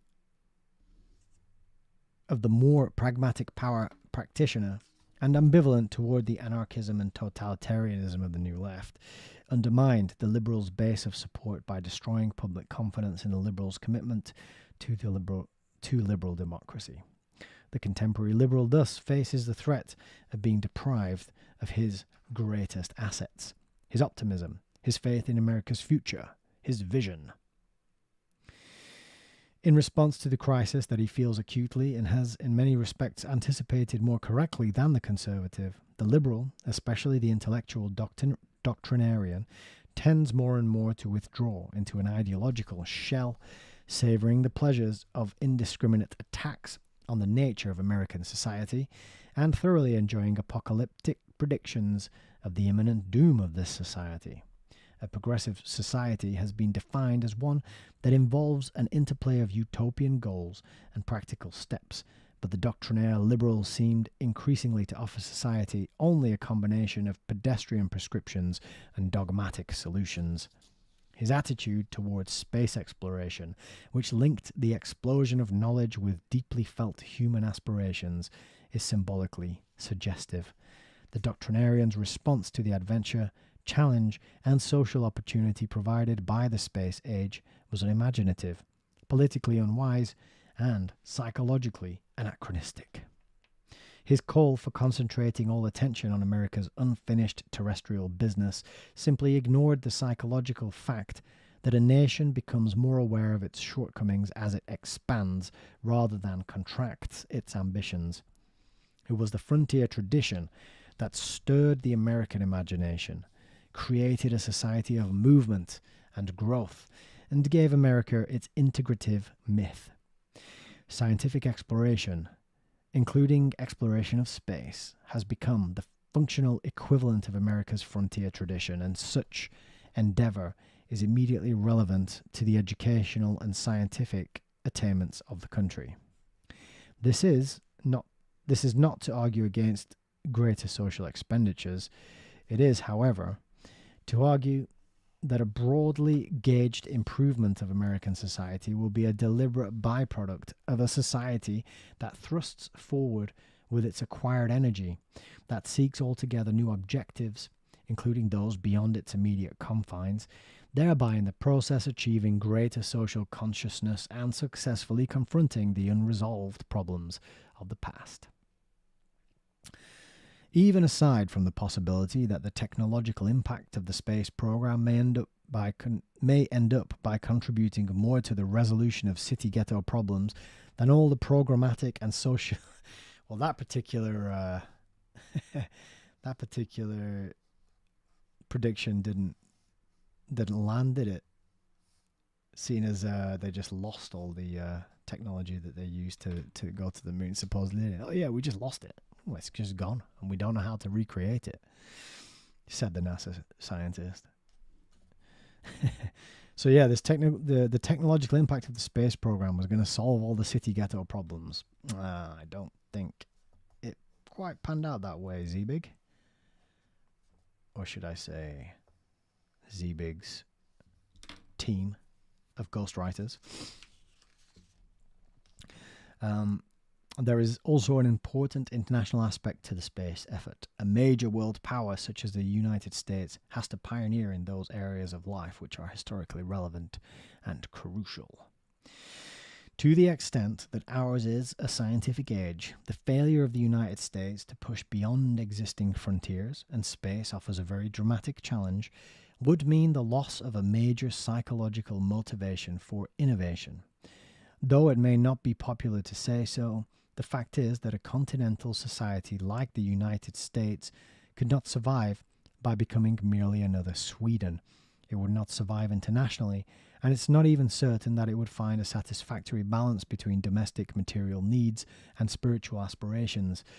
Space exploration is more compatible with the tradition of a pioneering country whose greatness has been linked with innovation in constitutional arrangements, in economic development, in continental exploration, and in scientific investigation.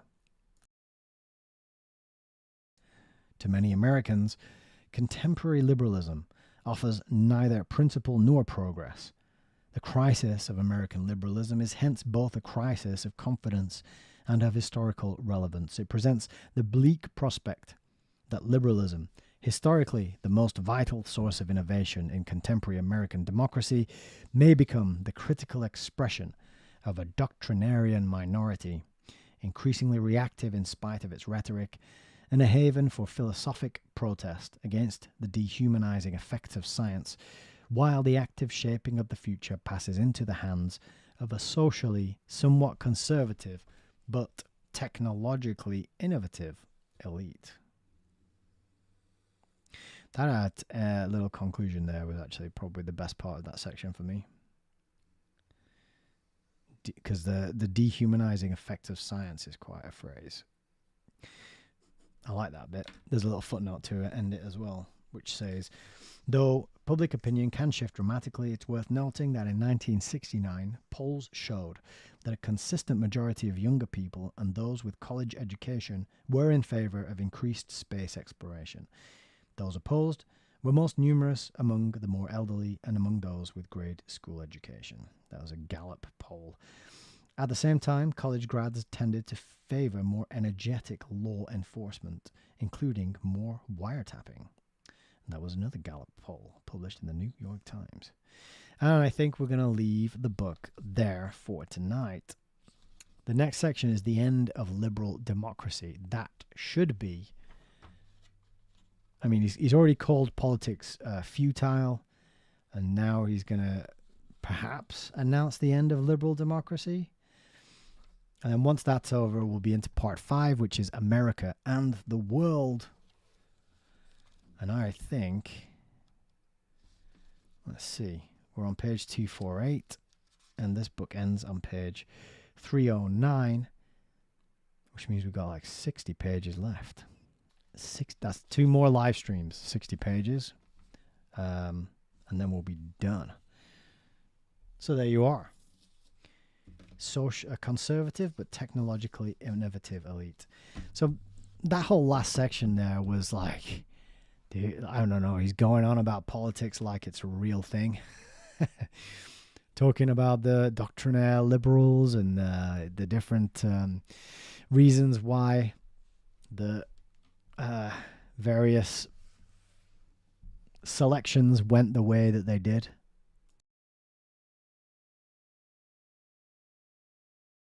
It's part of the illusion, part of the game that he's playing, part of the purpose of putting this book out, showing his allegiance to the plan, to the elites. Scams and schemes and cons, right? He's writing about them as though they're real, like they're not totally planned ahead of time and controlled. But that discussion of liberalism did remind me of a book, which I'll just disappear below my desk to grab for you.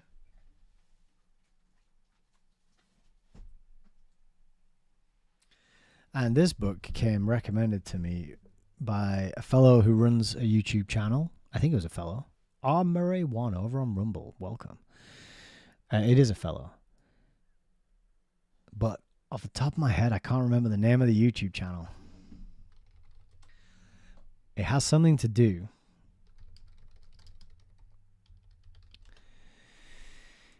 It has something to do with propaganda, the name of the channel.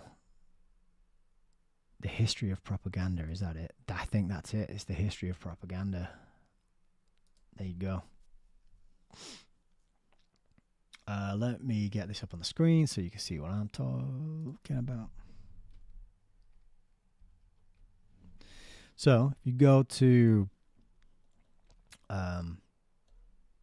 YouTube and then you can go to the history of propaganda. And this fellow turned up on some of my videos. I think there might have been some of these Between Two Ages videos, in fact. And he was saying, I've got a book to recommend to you. And the information in this book, I've been making videos about it. And I think I'm into a unique area of research that other people aren't covering. And I just remembered then, as I was thinking and talking about liberalism, that a big part of what this guy wanted to what he's putting out on his channel is the history of American liberalism. I'm just trying to see if there's anything on here that says as much, but it doesn't look like there is. But what he told me to get was a book, which I'll show you now. So there's his channel anyway, and these are pretty well made videos.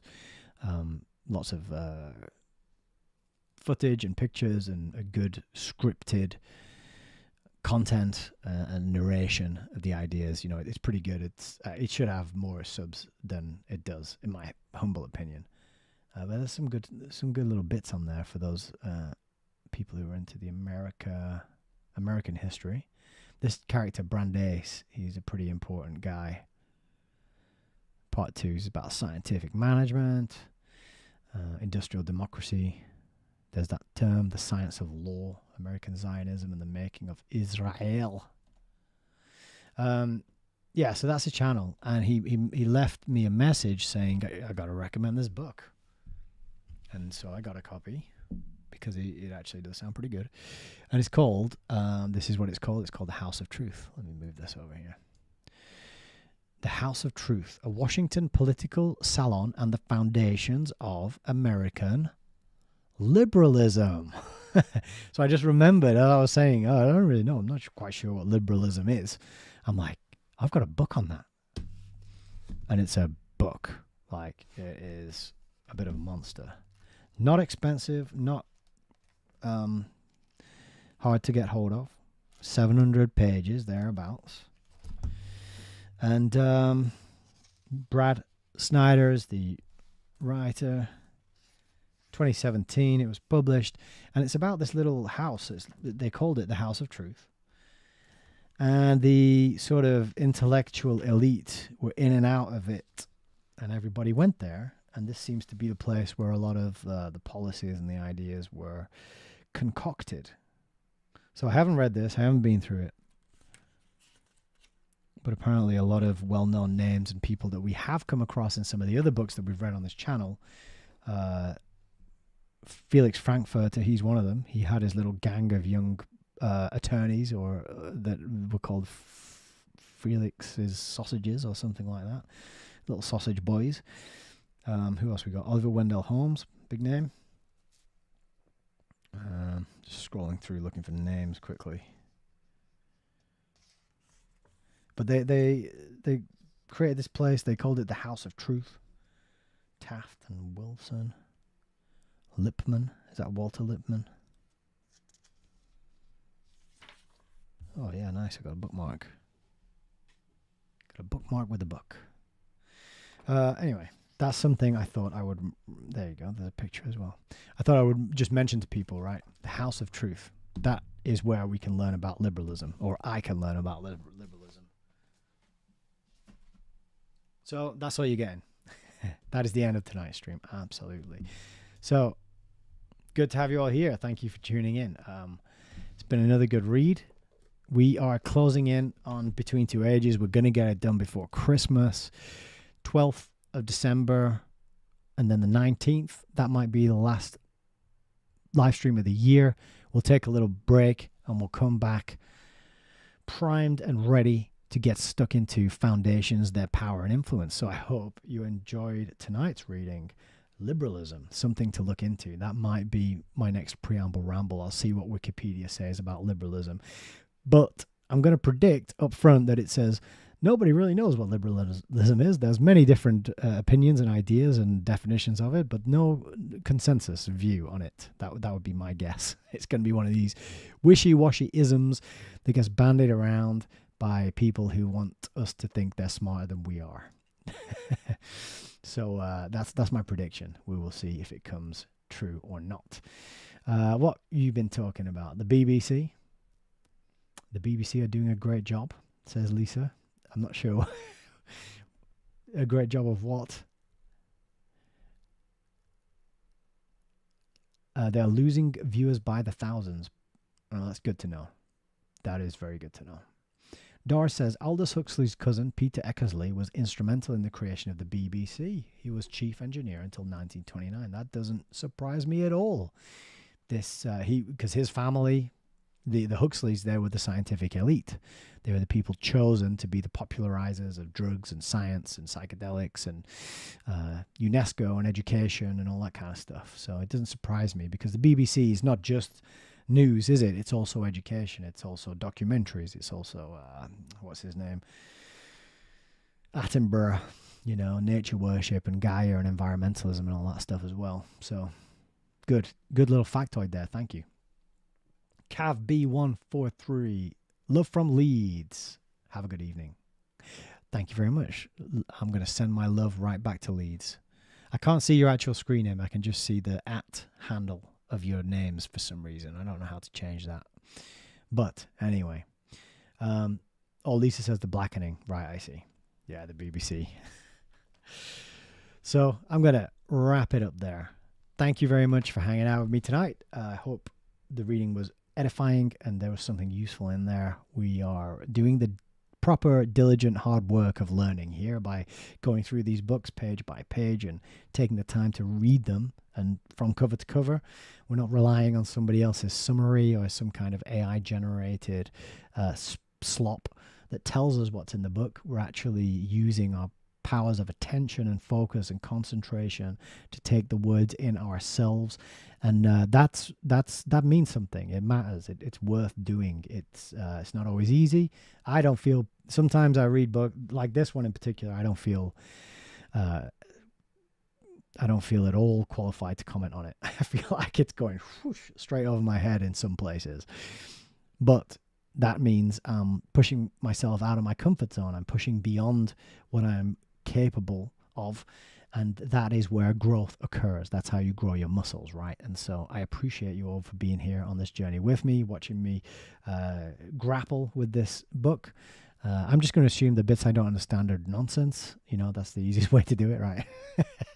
He's probably just making up some stupid stuff that doesn't make any sense, and that's the problem. It's not me. It's not me. It's Z. It's not me. It's Z.